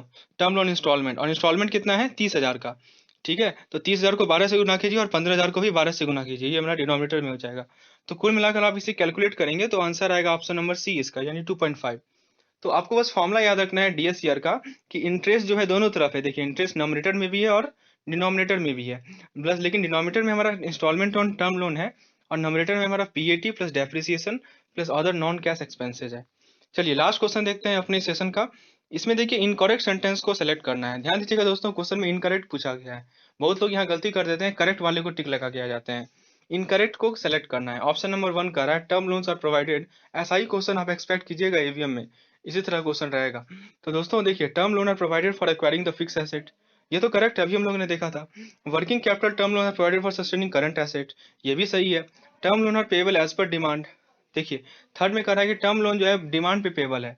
फिर चौथा नंबर कह रहा है working capital term loan are payable as per repayment schedule. तो दोस्तों आप देखिए बोथ 1 एंड 2, 2 एंड 3, 3 एंड 4 और क्या है 1 एंड 4। अभी हम लोगों ने पढ़ा था दोस्तों कि टर्म लोन जो है वो डिमांड पे पेबल नहीं होता है, स्पेशल केस में वो डिमांड पे पेबल होता है। देखिए टर्म लोन और पेमेंट ऑन टर्म वो डिमांड पे पेबल नहीं होता है टर्म लोन, ठीक है। और कैपिटल टर्म लोन के लिए कोई शेड्यूल भी नहीं है। देखिए यहाँ पे लिखा हुआ है एज पर रिपेमेंट शेड्यूल, ये गलत वर्ड है। तो 3 और 4 क्या है हमारा, दोनों गलत है। और यहाँ आप देख सकते हैं मैंने समझाया भी था। देखिए यहाँ पे मैंने बताया था कि term loan are payable as per the agreed repayment schedule, तो उल्टा लिख दिया है वहाँ पे। टर्म लोन को रिपेमेंट शेड्यूल के लिए है और जो वर्किंग कैपिटल टर्म लोन है वो पेबल ऑन डिमांड है, ठीक है दोस्तों। तो देखिए इसी तरह क्वेश्चन आपसे पूछा जाएगा, ये आप एक्सपेक्ट कर सकते हो। तो दोस्तों ये था हमारा आज का लेसन। यदि आपको इस पीडीएफ की रिक्वायरमेंट है तो नीचे एक नंबर दिया हुआ है, उस पर मुझे व्हाट्सएप कीजिए। मैं आपको इस तरह का पीडीएफ और भी जितने भी लेसन्स हैं सभी के पीडीएफ आपको प्रोवाइड करूंगा। और भी वीडियो इस चैनल पे डिफरेंट हर एक सीआईबी के ईवीएम हो चाहे बीएफएम हो चाहे रिटेल हो, सभी के वीडियोज अवेलेबल हैं। तो आप उसे देखिए, अपना कंसेप्ट क्लियर कीजिए और एग्जाम में अच्छा मार्क्स लाइए। और फ्रेंड्स यदि लेसन पसंद आया तो एक लाइक जरूर कीजिए। यहाँ पे आपको एक थंब का बटन मिलेगा, उस पर क्लिक कीजिए। और फ्रेंड्स चैनल को सब्सक्राइब कीजिए। धन्यवाद।